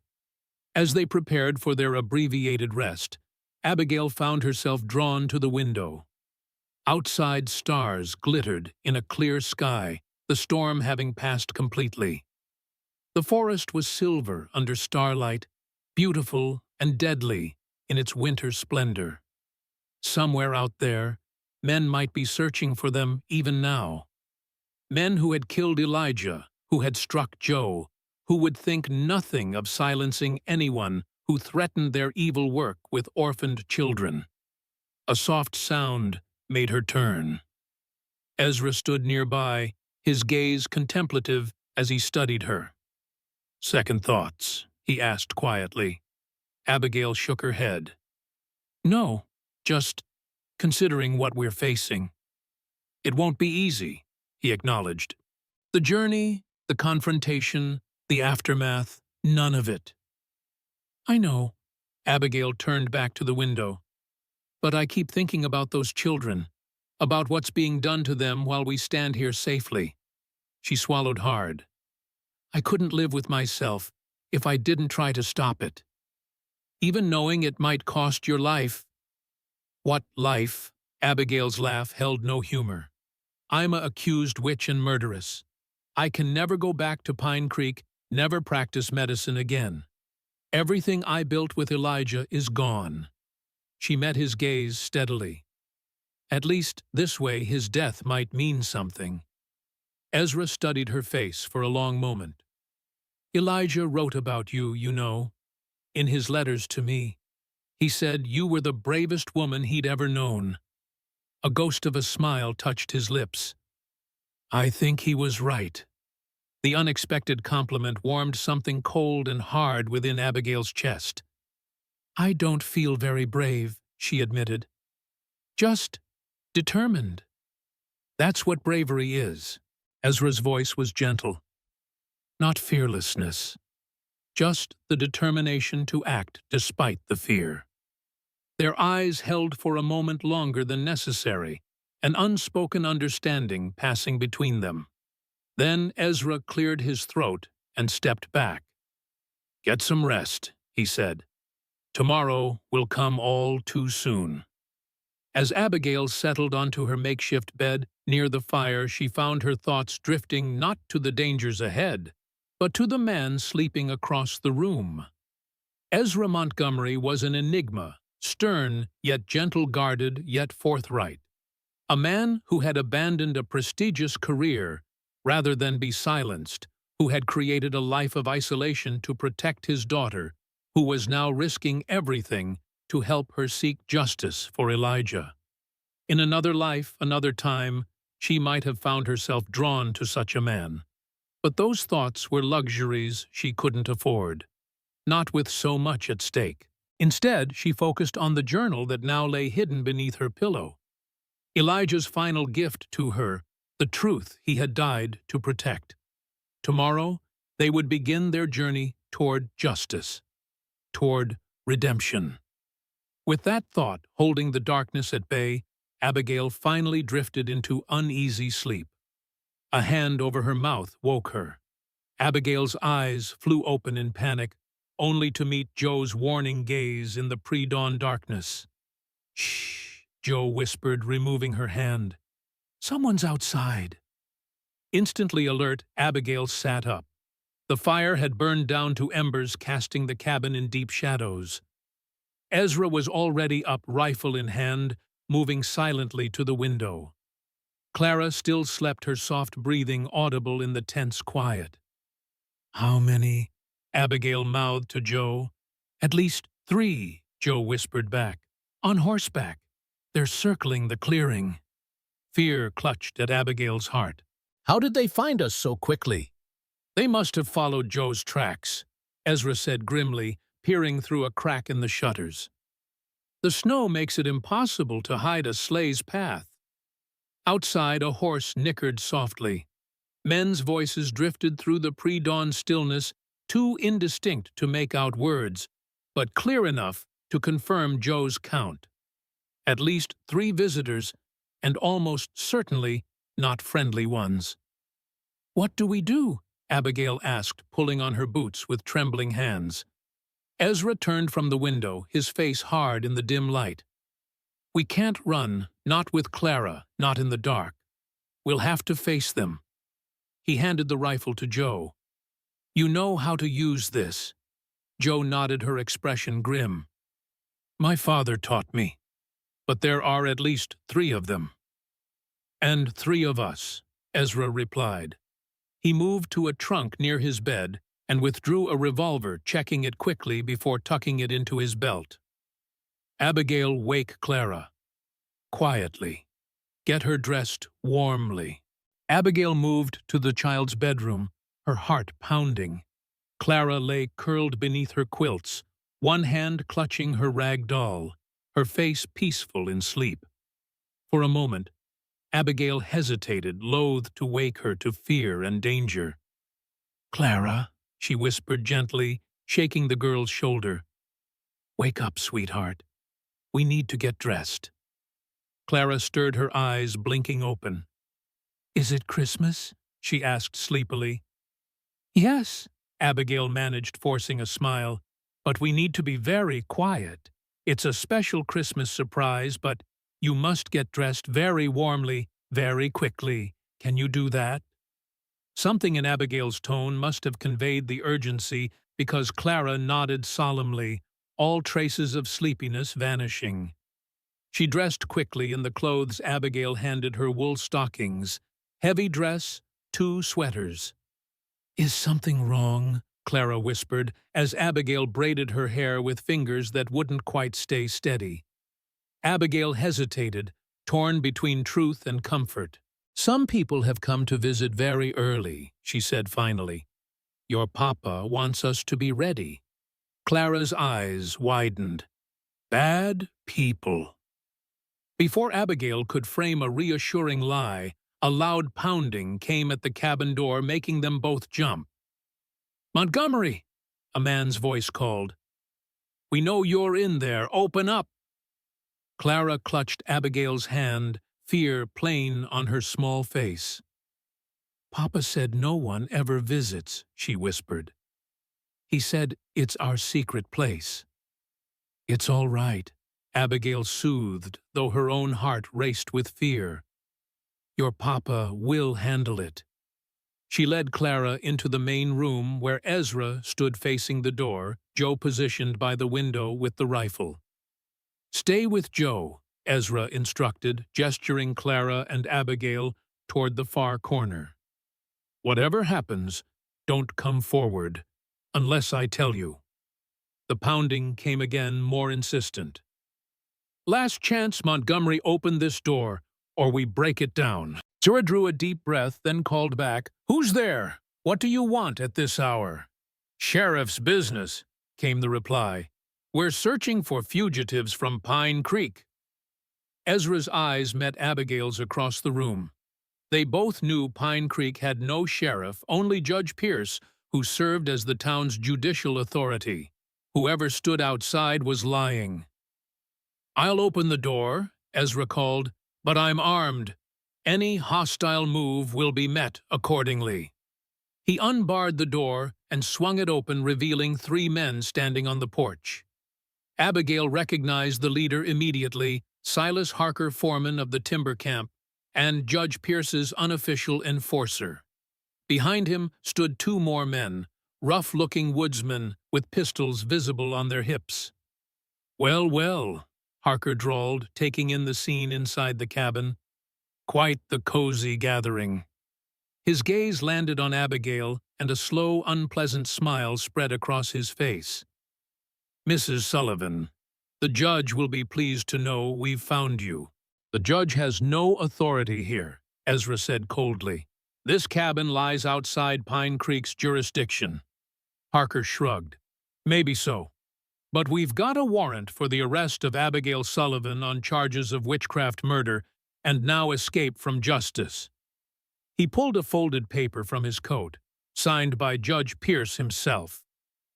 A convenient document. Joe spoke up, the rifle steady in her hands. Especially since there's been no trial, no evidence presented. Harker's eyes narrowed as he spotted Joe. Fletcher, should have known you'd be mixed up in this. His gaze lingered on her bruised face. Didn't learn your lesson the first time I see. I learned plenty, Jo replied, her voice steady, despite the slight tremor in her hands. Enough to know that you, Pierce, and Hammond are involved in something evil at that orphanage. A dangerous stillness came over Harker's face. Careful, woman. That's slander against respectable men. It's truth, Abigail said, stepping forward despite Ezra's warning glance. And we have evidence. Elijah's journal medicine samples letters between Pierce and doctors in other cities. She lifted her chin. If anything happens to us, that evidence goes to the territorial governor. It was a bluff. The evidence was all here in the cabin, but it was the only card they had to play. Harker's expression flickered with uncertainty for the first time. He glanced at his companions, a silent communication passing between them. Hand over the journal and the rest, he said finally. Do that, and maybe we can discuss terms. There are no terms to discuss, Ezra replied. You're trespassing on my property. I suggest you leave. Harker's hand drifted to his pistol. We're not leaving without the Sullivan woman and whatever evidence you claim to have. The tension in the room ratcheted higher. Clara pressed against Joe's side, her eyes huge with fear. Abigail felt her heart hammering against her ribs, her mouth dry with terror. Then we appear to be at an impasse, Azariah said quietly. Because I don't intend to let you take anyone from this cabin. For a long moment, no one moved. The only sound was the crackling of the rekindled fire and the harsh breathing of the men at the door. Then, from outside, came a new sound, the jingling of harness bells and the crunch of snow beneath multiple hooves. Harker turned momentarily distracted, giving Ezra the opening to draw his revolver. Back away, he commanded, his voice deadly quiet. Now. Harker's face twisted with rage, but before he could respond, a booming voice called from outside.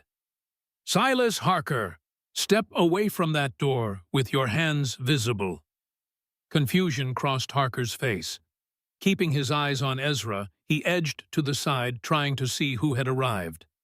Abigail moved cautiously toward the window, peering past Joe to the clearing outside. What she saw made her breath catch. A sleigh had pulled into the clearing, larger than Joe's, drawn by a team of 4 horses. In it stood Sheriff Robert Clayton from neighboring Timber Creek, along with 4 deputies, all armed. Clayton, Harker spat. What the hell are you doing here? Following up on some interesting information about missing orphans and illegal medical experiments, Clayton replied, his voice carrying clearly in the cold air. Information that came with sworn affidavits from 3 former workers at Pine Creek Orphanage. Harker's face drained of color. He glanced at his companions, who looked equally shocked. Drop your weapons, Clayton ordered. All of you. You're a long way from Pine Creek, and out here my jurisdiction trumps any paper Pierce signed. For a tense moment, Harker seemed to weigh his options. Then, with a muttered curse, he let his pistol fall to the snow. His companions reluctantly followed suit.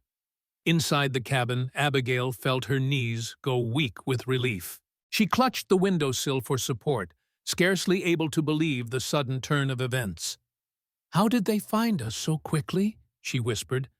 They must have followed Joe's tracks, Ezra replied, his gaze still fixed on the scene outside. The snow makes it impossible to hide a sleigh's path. As they watched the men being secured, Jo stepped closer, her expression a mixture of relief and determination. I'll explain everything soon, she said quietly. But first we need to make preparations. This isn't over yet. Ezra nodded grimly, his eyes meeting Abigail's across the room. No, it's just beginning. He turned to Clara, who still pressed against Joe's side, wide-eyed, but no longer trembling with fear. You were very brave, little bear. Clara threw her arms around his neck. "I was scared," she admitted in a small voice. "Are the bad men going away now?" "Yes," Ezra assured her, holding her close. "But we have important work to do in town tomorrow. Important enough that we'll need to travel on Christmas Day." Abigail watched them, this father and daughter, who had become so unexpectedly important to her in such a short time. Just days ago, she had been alone, hunted, ready to die in the snow. Now she stood among allies with evidence that could bring Elijah's killers to justice. As dawn broke over the mountain forest, casting golden light through the cabin windows, Abigail felt something unfurl within her chest, something she had thought lost forever in the months since Elijah's death. Hope, not just for justice, though that now seemed within reach. Not just for clearing her name, though that too appeared possible. But for something more elemental, the possibility of a future not defined by loss and hiding, but by purpose and connection. She looked at Ezra, at Clara, at Joe, these unexpected allies who had become something more in the space of 2 days. Something like family. Something worth fighting for. Outside, the Christmas sun rose over a world transformed not just by snow, but by the promise of justice. And within the cabin that had sheltered them through danger and revelation, a fragile new beginning took root as delicate and full of promise as the first shoots of spring beneath winter's blanket. The procession of sleighs made its way down the mountain toward Pine Creek, each horse's breath visible as clouds of vapor in the crisp Christmas morning air. Abigail sat beside Ezra in Sheriff Clayton's lead sleigh, with Clara nestled between them, bundled in furs against the biting cold. Behind them rode Marshal Thomas Reed, a stern-faced federal lawman summoned by Clayton after receiving Joe's evidence weeks earlier. In the third sleigh, Joe traveled with 2 deputies, the precious case of medicine samples and Elijah's journal secured safely in her keeping. The men who had threatened them, Harker and his companions, rode bound in the last sleigh, under guard and eerily silent. "How long have you been investigating the orphanage, Sheriff?" Abigail asked, still trying to piece together the events that had led to their unexpected rescue. Clayton adjusted the reins before answering. "Nearly 6 months. After the death of Dr. Sullivan, rumors began to circulate, whispers from former staff, concerns from parents whose children had stayed there. Nothing concrete until Joe Fletcher contacted me." "Joe reached out to you." Abigail turned in surprise. "Elijah trusted her," Clayton explained. "Left documents with her before he died, with instructions to send them to me if anything happened to him. He and I had corresponded about unusual illness patterns he'd noticed in the orphanage children." Beside her, Ezra nodded thoughtfully. "Elijah was casting a wide net for allies. He contacted me about similar patterns, though we never met in person. Joe's information gave us what we needed to bring in federal authorities," Clayton continued. "The territorial governor has been waiting for evidence solid enough to move against someone with Pierce's connections." Clara, who had been quiet during this exchange, suddenly looked up. "Are we going to help the sick children at the orphanage?" she asked, her face solemn. Ezra placed a protective hand on his daughter's shoulder. "Yes, little bear. That's exactly what we're going to do." As the sleighs crested the final hill, Pine Creek came into view, below smoke rising from chimneys, holiday wreaths, on doors the church bell ringing to summon the faithful to Christmas service. The picturesque scene belied the darkness that had festered beneath its surface. Marshal Reed, who had been studying Elijah's journal in silence, finally spoke. "Mrs. Sullivan," he said, his voice graveled from years of tobacco, "I want to prepare you for what's coming. Towns like this protect their own. Even with the evidence we have, there will be those who stand by Pierce and Hammond. I'm aware, Abigail replied. I lived among them for 6 years. Then you know that what we do today won't immediately change how some view you. His eyes, shrewd beneath bushy brows, held hers. Justice and public opinion aren't always aligned. I don't care about public opinion, Abigail said firmly. I care about the truth, about those children. Reed nodded, seeming satisfied with her answer. Dr. Montgomery, he continued, turning to Ezra, your testimony will be crucial. Are you prepared to face scrutiny about your past? Your connections to similar cases in Boston will almost certainly be raised by Pierce's defenders. Ezra's jaw tightened. I've spent years hiding from that past, Marshal. I'm ready to face it now. Beside him, Clara looked up questioningly. Papa, what does the man mean about your past? A shadow crossed Ezra's face. He had never fully explained to Clara why they lived in isolation, why they had to be secret doctors, now that carefully maintained protection was crumbling. It's a long story, little bear, he said gently. One I'll tell you properly when you're a bit older. For now, just know that your papa once worked in a big city, helping lots of people. But some bad people didn't like the questions I was asking, so we came to live in the mountains where it was safe. Clara considered this, her small brow furrowed in concentration. Like Mrs. Sullivan, bad people didn't like her questions either. Very much like that, Ezra agreed, exchanging a glance with Abigail over his daughter's head. Mrs. Sullivan and your papa have that in common. Ahead, Pine Creek grew larger as they approached. The town looked eerily peaceful under its blanket of Christmas snow, smoke rising from chimneys, holiday wreaths on doors, the church bell ringing to summon the faithful to Christmas service. It was hard to reconcile this picturesque scene with the darkness that had festered beneath its surface. Joe, who rode in a second sleigh with 2 deputies, caught up to them as they approached the town limits. The church service will have just started, she called to Clayton. Pierce and Hammond will both be there. The sheriff nodded grimly. Perfect. Best to confront them in public with witnesses. He glanced at Abigail. Are you ready for this, Mrs. Sullivan, facing them in front of the whole town? Abigail took a deep breath, steadying herself.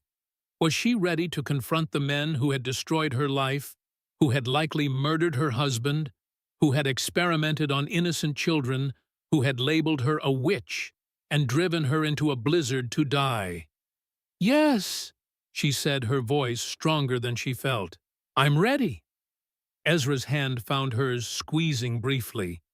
The gesture, unexpected but deeply welcomed, gave her courage. She wasn't facing this alone as she had been for so many months after Elijah's death. Now she had allies, Ezra Joe Clayton, even Marshal Reed. And most importantly, she had the truth. As they entered town, people on the streets stopped to stare at the procession of sleighs. Whispers spread quickly. Abigail could imagine what they were saying. The witch has returned. She's brought outsiders. What devilry is this on Christmas Day? The sleighs pulled up before the white-clappered church, its stained glass windows glowing with lamplight from within. Hymn singing could be heard, the familiar strains of Joy to the World, rendered suddenly ironic by their purpose here. Dr. Montgomery, Clayton said quietly, perhaps Clara should wait in the sleigh with one of my deputies. What's about to happen is no place for a child.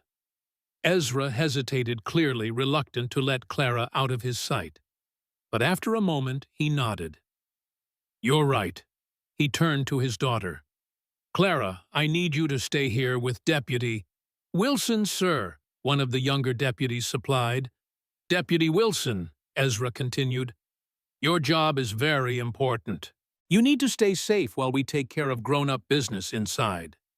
Clara's face fell. But I want to go with you and Mrs. Sullivan. I know, little bear. But this is not a place for children right now. Ezra's voice was gentle but firm. We won't be long. After a moment, Clara nodded reluctantly. Promise you'll come back. The simple question revealed the child's deeper fear that her father, like her mother, might one day leave and not return. Ezra knelt in the snow before her, his large hands engulfing her small ones. I promise, Clara. I will always come back to you. With Clara settled in the sleigh under Deputy Wilson's watchful eye, the rest of their party approached the church doors. Abigail felt strangely calm now that the moment had arrived. Whatever happened in the next few minutes would bring an end to months of suffering and uncertainty, one way or another. Marshal Reed positioned himself at the front of their group, flanked by Clayton and his deputies. Ezra stood beside Abigail, a solid, reassuring presence. Jo brought up the rear, her expression determined despite the vivid bruise on her face. This is a house of God. Hammond recovered quickly, his voice ringing with practiced authority. Whatever business you have can surely wait until— No, it cannot, Marshal Reed interrupted, striding down the center aisle. Federal business concerning crimes against children and murder. A gasp rippled through the congregation. Pierce rose from his seat, his dignity intact, though his face had paled. What nonsense is this? He demanded. And why have you brought that woman into this church? His finger jabbed toward Abigail. She is not welcome among decent folk. Mrs. Peterson, the baker's wife, stood up. Judge Pierce is right. She's accused of witchcraft and murder. Accusations, Reed said coldly, manufactured by the very men who committed the actual crimes. Hammond stepped down from the pulpit, a forced smile on his face. My dear Marshal, there seems to be a grave misunderstanding. There is no misunderstanding. Ezra stepped forward, his voice carrying through the church. I am Dr. Ezra Montgomery, formerly professor of surgery at Boston Medical College. 3 years ago, I uncovered medical experimentation on orphaned children, experimentation connected to your orphanage, Pastor Hammond, through a network organized by men like Judge Pierce. The congregation erupted in confused murmurs. Hammond raised his hands. Please, good people of Pine Creek, this man is clearly deranged. Living like a savage in the mountains has addled his mind. Then perhaps you'll dismiss me as well, Sheriff Clayton said, stepping forward. For I've spent months interviewing former staff from your orphanage, people who couldn't stomach what was being done to those children. Pierce's composure cracked. This is slander. You have no proof of these wild accusations. Joe moved forward, holding Elijah's journal. We have Dr. Sullivan's detailed records of treatments administered to orphanage children without consent. Treatments that made them ill rather than well. Dr. Sullivan was investigating you, Abigail said, her voice steady despite her racing heart. And you had him killed for it. The silence that followed her words was absolute. Then Pierce laughed, a brittle sound. This is absurd. Dr. Sullivan died of brain fever. Everyone knows that. Brain fever induced by poison, Joe countered. I have copies of your correspondence ordering his elimination. Mrs. Peterson stood again, her face ashen. My nephew Henry was at the orphanage last winter. He came back, changed, sickly. He's never been the same. More voices joined hers, townsfolk, with questions, concerns, stories of children who had mysteriously fallen ill after brief stays at the orphanage. Pierce's eyes darted toward the side door. Hammond sensed his intent and began to edge in the same direction. Marshal Reed noticed and signaled to his deputies to block the exits. Judge Malcolm Pierce and Pastor Thaddeus Hammond. Reed announced, You are under arrest for conspiracy, illegal medical experimentation, and murder. As deputies moved to secure Hammond, Pierce made a sudden, desperate lunge toward a group of children sitting in the front pew. He grabbed the nearest, a small girl of about 8, pulling her roughly against him as he drew a small pistol from within his coat. "Stay back!" he commanded, his voice high with panic. The child whimpered, her eyes wide with terror, as Pierce backed toward the side door, using her as a shield. Women screamed. Men shouted in outrage. "Let her go, Pierce," Clayton said, his hand on his holster, but not drawing. "You're only making it worse for yourself." "I'm walking out of here," Pierce snarled. "Anyone tries to stop me, and you'll what?" Ezra's voice cut through the chaos, calm, but carrying an undercurrent of steel. "Kill a child in front of witnesses. Add murder to your crimes." Pierce's eyes were wild. "I've done nothing wrong. Everything we did was for the advancement of medicine, for progress." "At the expense of innocent children," Abigail said, taking a careful step forward. "Children no one would miss. Children like my husband was trying to save." Pierce's attention snapped to her. "Your husband was a fool. A sentimental fool who couldn't see the greater good." "The greater good?" Abigail felt rage build within her, hot and clarifying. "You poisoned my husband. You turned my neighbors against me. You drove me into a blizzard to die. And you experimented on helpless children." While she spoke, she had been inching closer. Pierce noticed too late. "Stay back, witch!" he hissed, swinging the gun toward her. Abigail froze, but her distraction had worked. The little girl bit Pierce's hand and twisted free, running sobbing to her mother's arms. In the momentary confusion, Ezra lunged forward, tackling Pierce to the ground. The gun went off with a deafening crack in the confined space of the church, the bullet splintering a pew. Women screamed. Children cried. Deputies rushed forward to secure Pierce, who fought and cursed as they dragged him to his feet and handcuffed him. "You'll all pay for this," he shouted. "I have friends in high places. This isn't over." Hammond, already in custody, hung his head, all pretense gone.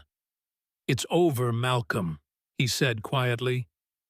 "God forgive us both." As the two men were led from the church, a stunned silence fell over the congregation.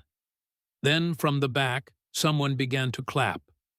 Others joined the sound building like thunder. But not everyone. Abigail could see faces still twisted with doubt or outright hostility. This town had believed the worst of her for too long to change overnight. Justice would not be as simple as handcuffs and a trial.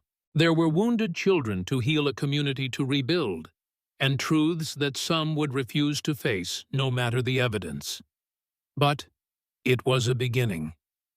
The hymn faltered and died as heads turned toward the interruption. Abigail, stepping into the church behind Reed, felt the weight of dozens of shocked stares. She recognized every face, neighbors, former friends, patients she and Elijah had treated for years.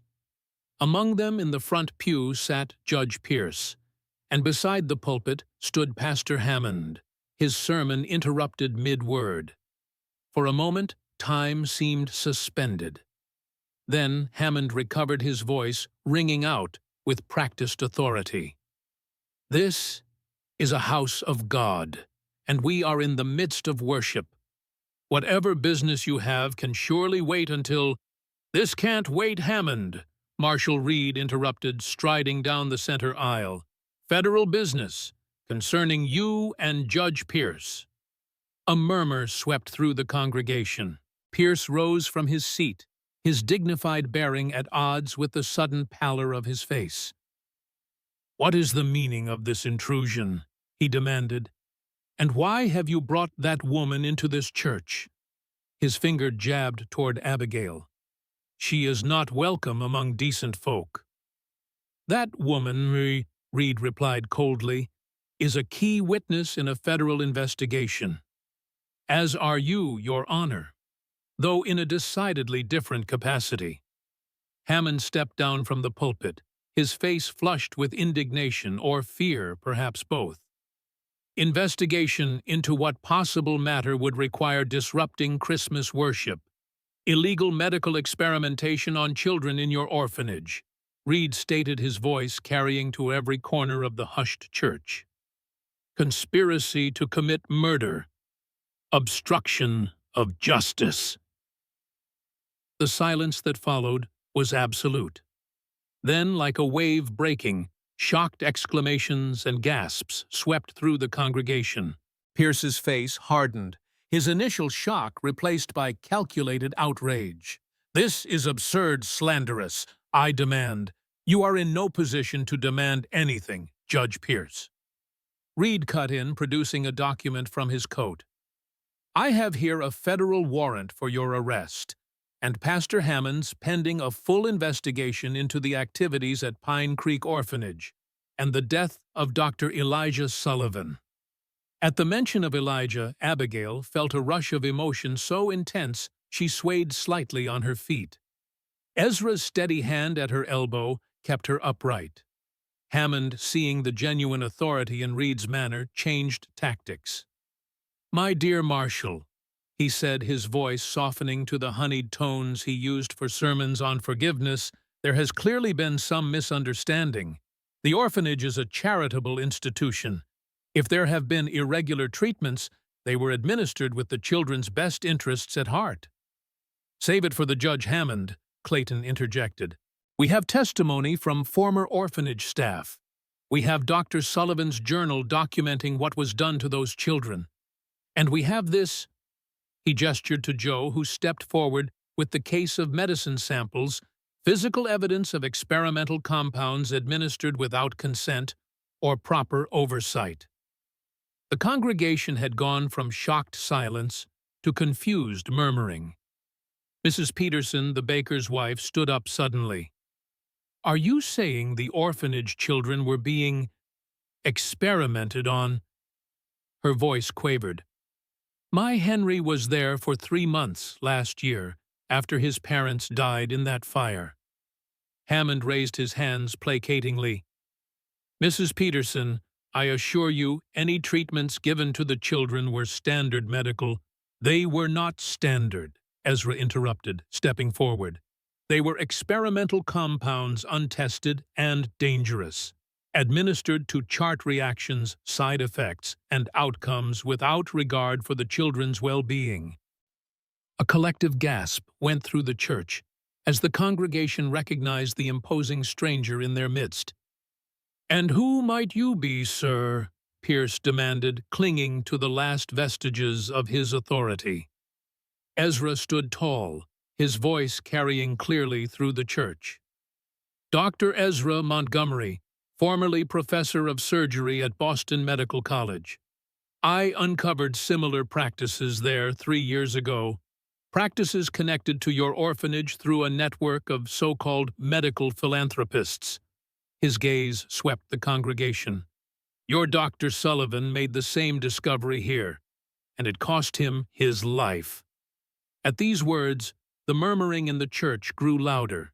Abigail felt tears prick her eyes at the public acknowledgement of what she had suspected for so long, that Elijah had not simply died of illness, but had been silenced. Pierce, seeing the tide of public opinion turning, made one last desperate attempt. "This man is clearly deranged. Living like a wild creature in the mountains has addled his mind. And as for Abigail Sullivan—" He turned to point at her accusingly. "She is a known practitioner of witchcraft who poisoned her own husband." "That's a lie," Joe called out, her voice strong despite her bruised face. "I have proof that Judge Pierce ordered Elijah Sullivan's poisoning when he threatened to expose the orphanage experiments. I have copies of letters between Pierce and physicians in Boston discussing the elimination of troublesome inquirers." The church erupted in chaos, with some parishioners shouting questions, others rising from their seats in alarm, and a few slipping quietly toward the exits, particularly those who had connections to the orphanage administration. Above the din, Marshal Reed's voice rang out, authoritative and final. "Judge Malcolm Pierce and Pastor Thaddeus Hammond, you are under arrest for conspiracy to commit murder, illegal medical experimentation, and obstruction of justice. You will be transported to Cheyenne for formal charging and trial." As Clayton's deputies moved to secure the two men, Pierce made a sudden, desperate lunge toward the side door. He might have escaped in the confusion had Abigail not been standing in his path. Their eyes met for one charged moment, hers steady, his wild with panic. "You destroyed my life," she said quietly for his ears alone. "You took Elijah from me. You turned my neighbors against me. You would have let me die in that blizzard." Pierce's face contorted with hatred. "You should have died out there, witch," he hissed. Then, with a sudden movement, he grasped her arm, pulling her against him as a shield, while drawing a small pistol from within his coat. The church descended into pandemonium. Women screamed. Men shouted. Deputies drew their weapons, but couldn't fire with Abigail in the line of fire. "Let me pass," Pierce demanded, the pistol pressed against Abigail's temple. "Or the witch dies now as she should have months ago." Time seemed to slow. Abigail could see Ezra across the church, his face a mask of cold fury, his body tense as if ready to spring. Joe stood frozen, the case of evidence clutched to her chest. Clayton and his deputies had their weapons drawn, but were powerless to act without endangering her. In that crystallized moment, something shifted within Abigail. The fear that had been her constant companion since Elijah's death evaporated, replaced by a calm certainty. Pierce was desperate, cornered, but she had already survived the worst he could do to her. She had walked through a blizzard. She had faced death and emerged stronger. With deliberate slowness, she reached up and placed her hand over the pistol at her temple. "You've already taken everything from me, Malcolm," she said, her voice steady. "You have no power over me anymore." The unexpected calm in her voice seemed to unnerve Pierce more than resistance would have. His grip on the gun wavered slightly, just enough. In one swift movement, Abigail twisted the pistol away from her head and drove her elbow back into Pierce's ribs with all her strength. He gasped in pain, his grip loosening further. It was all the opening Ezra needed. He crossed the space between them in two long strides, his fist connecting with Pierce's jaw, with a crack that echoed through the church. The judge crumpled to the floor, the pistol skittering across the polished wood planks to be quickly secured by a deputy. Silence fell as Pierce was hauled to his feet, blood trickling from his split lip, the fight gone out of him. Hammond, who had made no attempt to flee, stood with his head bowed, already wearing Clayton's handcuffs. Abigail found herself trembling in the aftermath of adrenaline, but she remained standing tall as Marshal Reed addressed the stunned congregation. "What you have witnessed today is the beginning of justice," he said solemnly. "For Dr. Elijah Sullivan, for the children of Pine Creek Orphanage, and for Mrs. Abigail Sullivan, who has endured slander and persecution while seeking the truth her husband died for." A heavy silence greeted his words. Then from the back of the church someone began to clap. Others joined slowly at first, then with growing conviction. Not everyone, some sat with arms stubbornly crossed, loyalty to Pierce or Hammond outweighing the evidence before them.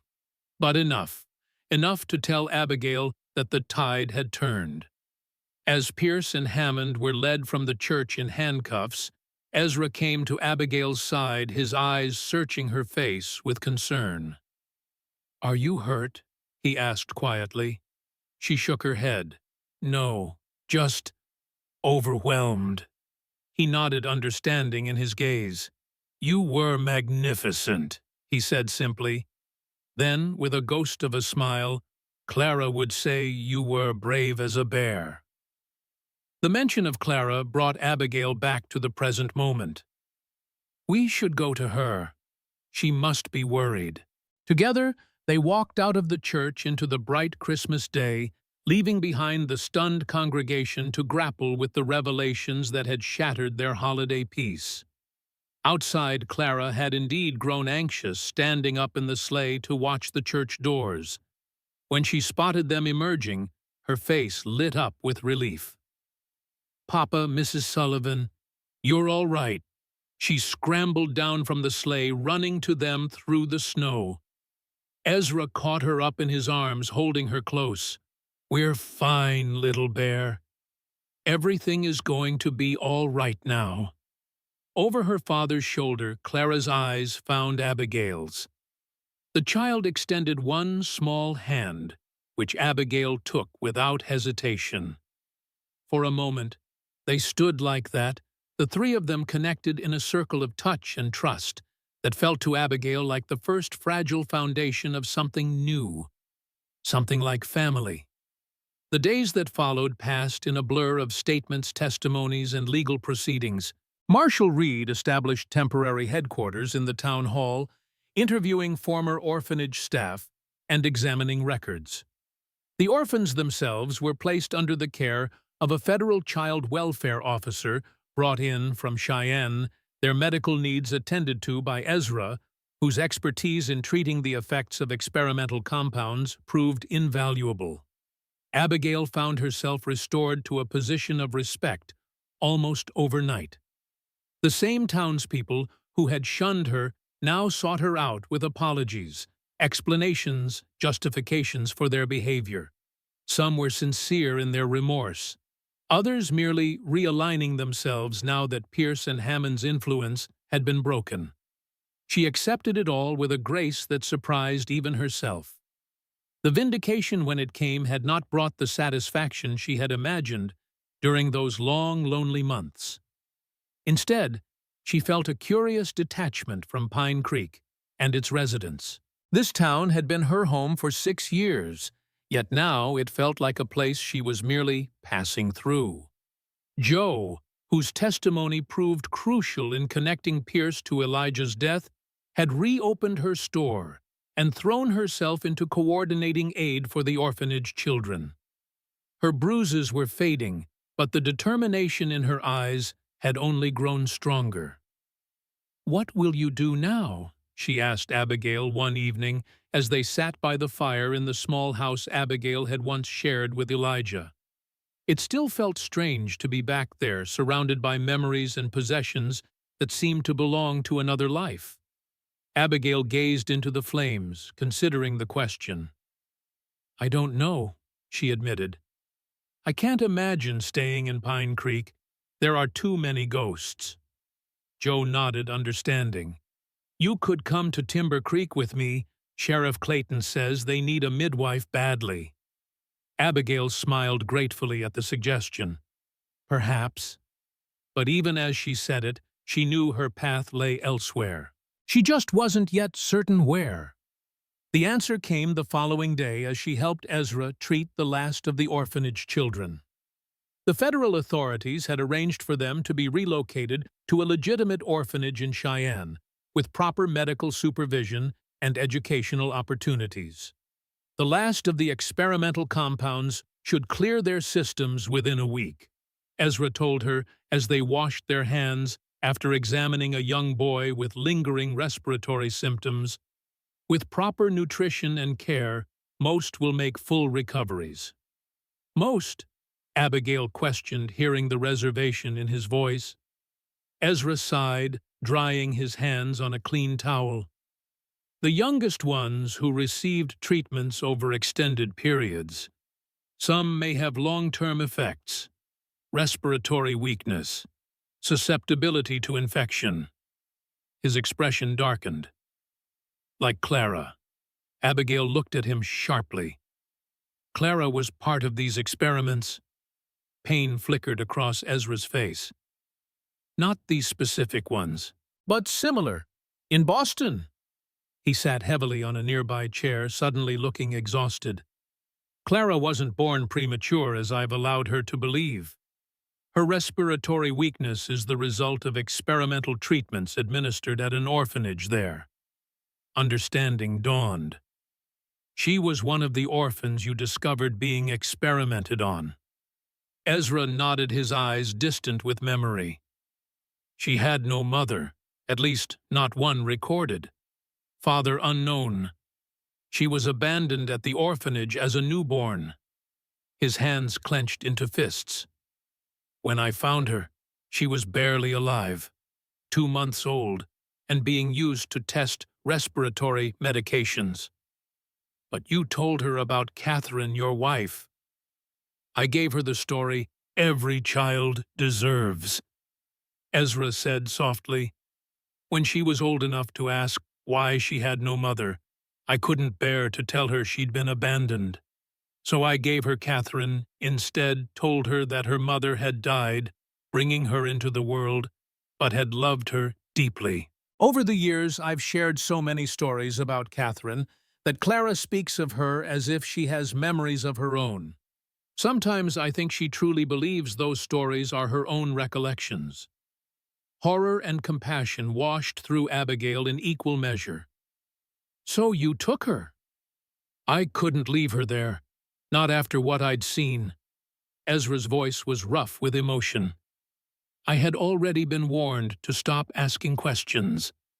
Taking her meant burning every bridge, my position at the medical college, my reputation, my future in medicine. A ghost of a smile touched his lips. But the moment I held her, I knew she was mine. That I would do anything to protect her. He paused, his gaze distant with memory. Catherine and I, we tried for years to have a child, but it wasn't meant to be. She died in a carriage accident before we ever had the chance to start a family. Abigail remained silent, giving him space to continue. When I found Clara in that orphanage, so small and vulnerable yet fighting to survive, I saw an opportunity to give Catherine a legacy she would have cherished, to create the family we had dreamed of together. His voice grew softer. Catherine would have loved her fiercely. Sometimes when Clara laughs, I hear echoes of Catherine's joy. It's why I've shared so many stories, so that part of Catherine lives on through Clara, even if they never met in this world. So you took her. A ghost of a smile touched his lips. But the moment I held her, I knew she was mine, that I would do anything to protect her. So you disappeared, became a recluse in the mountains. Yes, I had some savings, enough to build the cabin, establish a small practice helping those who found their way to us. He looked up, meeting Abigail's gaze directly. I don't regret it, not for a moment. She saved me as much as I saved her. Abigail placed her hand over his. You're a good father, Ezra. He turned his hand to grasp hers, a gesture that had become familiar over the past days. And now, I find myself at another crossroads.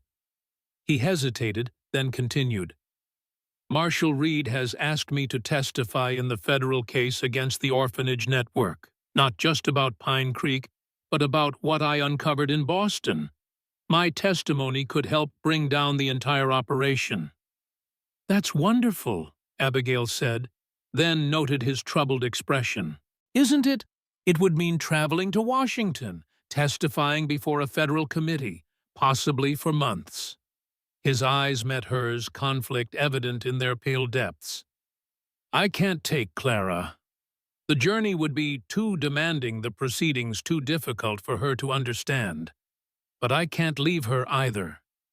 Abigail understood the impossible choice he faced. To seek justice for countless children would mean temporarily abandoning the one child who needed him most. Unless, she said slowly, an idea forming. She had someone to care for her while you were gone, someone she trusts. Someone with medical knowledge, who understands her condition. Ezra went very still. Abigail. I could stay with her. Abigail offered, the rightness of it settling in her chest like a warm ember. At your cabin, or wherever you think best, until you return. I couldn't ask that of you, Ezra protested. You've just regained your freedom, your reputation.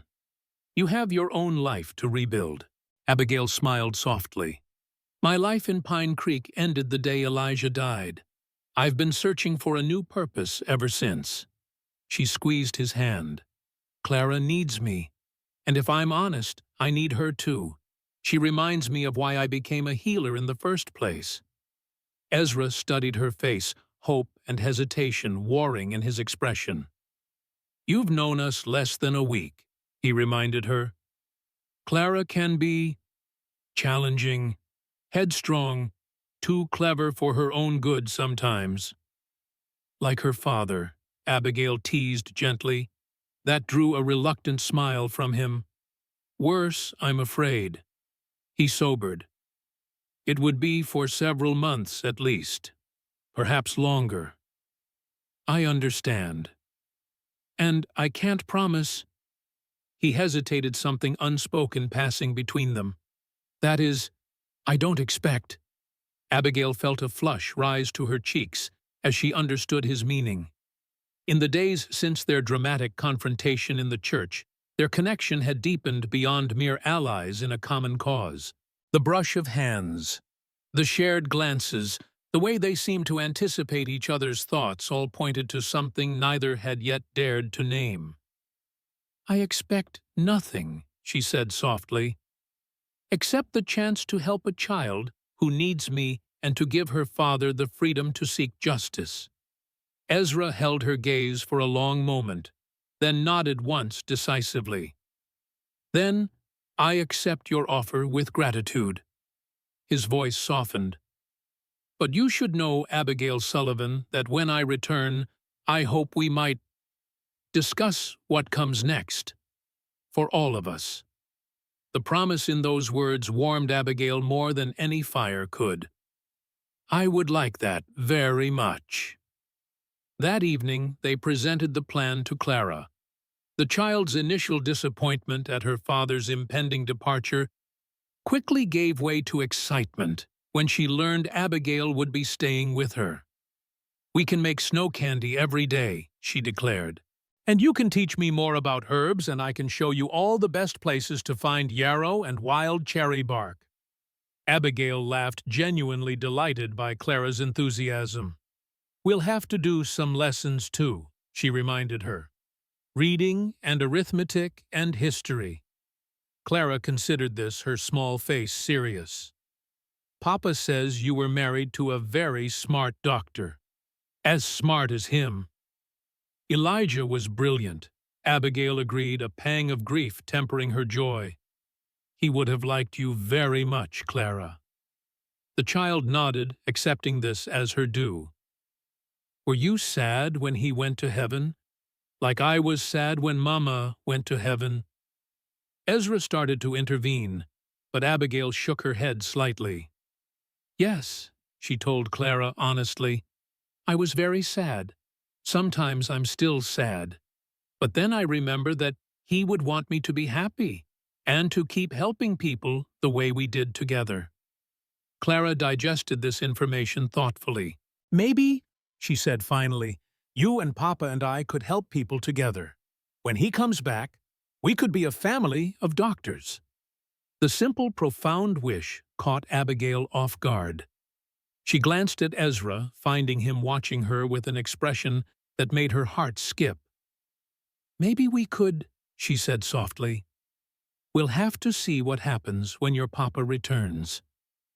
Later, as twilight settled over Pine Creek, Abigail stood on the porch of what had been her home with Elijah, watching the first stars appear in the winter sky. Behind her, the house was already half-packed, her few precious belongings ready for the journey back to Ezra's mountain cabin the following day.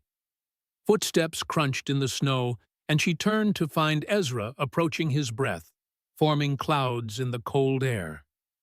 "Clara's finally asleep," he said, joining her at the porch railing. "She made me promise 3 times that we're really leaving tomorrow." Abigail smiled.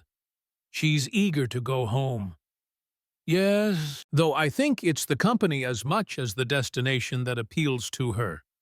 He glanced at Abigail, something warm in his gaze. "She's not the only one." They stood in companionable silence for a moment, watching as more stars emerged in the darkening sky. Then Ezra spoke again, his voice thoughtful. "I've been thinking about what Clara said, about being a family of doctors." Abigail's heart quickened. "Have you—" "Yes." He turned to face her fully. "I know it's too soon. We're both carrying ghosts. You're still mourning Elijah. I still wake reaching for Catherine. But, Abigail prompted softly when he paused. "But I find myself thinking of the future for the first time in years," Ezra admitted. "A future that might include more than just survival and hiding. A future with possibility in it." His eyes held hers. "A future that might include you if you were willing." Abigail took a deep breath, her heart full to bursting with emotions she had thought dead and buried in the months since Elijah's death. "I think," she said carefully, "that when you return from Washington, we will have much to discuss about that future." Ezra smiled, then a full, genuine smile that transformed his serious face. Slowly, giving her every chance to pull away, he reached out and brushed a strand of hair from her cheek. His touch was gentle, tentative, as if she were something precious and fragile. "I look forward to that discussion," he said softly. "Very much." Above them, stars continued to emerge from the darkness, each one a point of light in the vast winter sky. Abigail thought of the journey that had brought her here, from despair to hope, from isolation to connection, from a blizzard's deadly embrace to the warmth of new possibilities. The past would always be there with its losses and sorrows. Elijah would always hold a place in her heart, as Catherine would in Ezra's. But standing there in the quiet winter evening, Abigail felt something she had thought lost forever in the snow. The courage to imagine a tomorrow different from today. A tomorrow where wounds might heal, where new bonds might form, where love might bloom again from frozen ground. Like the first green shoots of spring beneath winter's blanket, that possibility was fragile, easily crushed. But it was there, waiting, growing stronger with each passing day. And for now, that was enough. Autumn 1891, Philadelphia, Pennsylvania. The Grand Hall of the Philadelphia Medical Society buzzed with excitement as physicians from across the nation gathered for the 3rd Annual Conference on Pediatric Medicine Reform. Sunlight streamed through tall windows, illuminating the podium where Dr. Abigail Montgomery stood, her composure steady as she addressed the assembled doctors. 3 years ago, we uncovered a network of orphanages engaged in unauthorized medical experimentation on children. She began, her voice clear and confident. Today, I am pleased to report that 27 such institutions have been investigated, with over 400 children rescued and receiving appropriate care. From her seat in the front row, Clara Montgomery, now 11, and showing no trace of the respiratory weakness that had once threatened her life, beamed with pride. Beside her sat Ezra, watching his wife with undisguised admiration. The journey to this moment had been long and not without setbacks. Following the arrests of Pierce and Hammond, the investigation had expanded like ripples in a pond, reaching orphanages in Chicago, Boston, St. Louis, and beyond. Each revelation had brought both horror at what had been permitted and hope for what could now change. The Montgomery-Sullivan Protocol, as their treatment methods had come to be known, was now standard practice for children recovering from experimental treatments.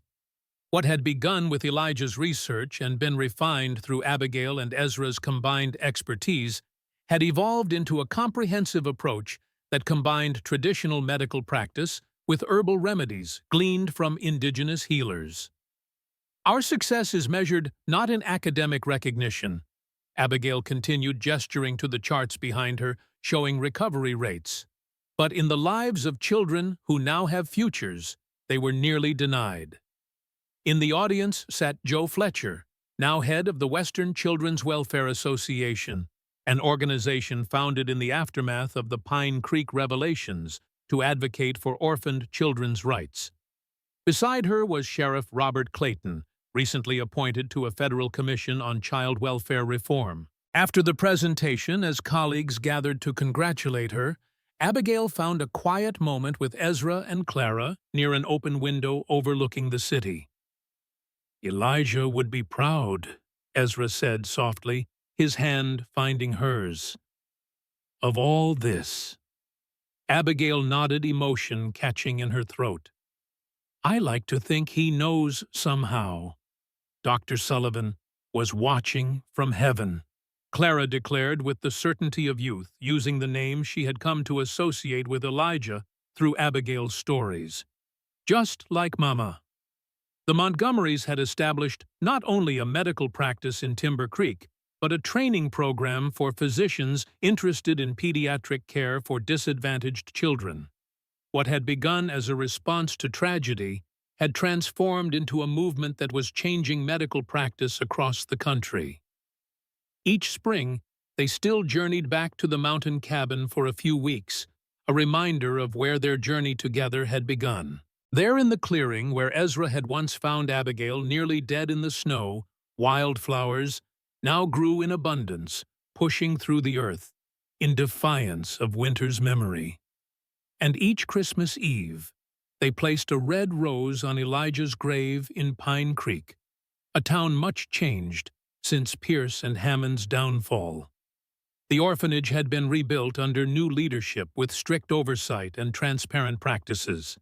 Several of its former residents had returned to Timber Creek with the Montgomerys, including Henry Peterson, now a promising medical apprentice. "What's next for us?" Clara asked as they watched the sunset paint Philadelphia's skyline in gold and crimson. Ezra exchanged a glance with Abigail, a silent communication perfected through years of partnership in medicine and in life. "The governor has asked us to establish a training hospital in Cheyenne," Abigail said, "to implement our methods on a larger scale. And there's talk of taking our advocacy to Washington next year," Ezra added, "to push for federal regulations on orphanage care." Clara nodded solemnly, processing this information with the thoughtfulness that had always characterized her. "So we'll keep helping children. Children like me." "Yes," Abigail said softly, drawing the girl closer. "Always." As dusk settled over the city, Abigail reflected on the path that had led her here. From the darkest moment of her life, lost in a blizzard prepared to die, had come not just survival, but purpose. Not just healing, but transformation. The work would never truly be finished. There would always be more children needing protection, more institutions requiring reform, more minds to change about what constituted proper care. But they had kindled a flame that others now carried forward, illuminating shadows where once darkness had reigned unchallenged, like the first green shoots of spring beneath winter's blanket.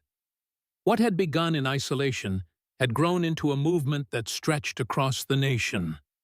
And at its heart stood a family forged in adversity, a man who had risked everything to save a child, a woman who had walked through a blizzard and emerged stronger, and a girl whose existence embodied both their greatest work and their greatest joy.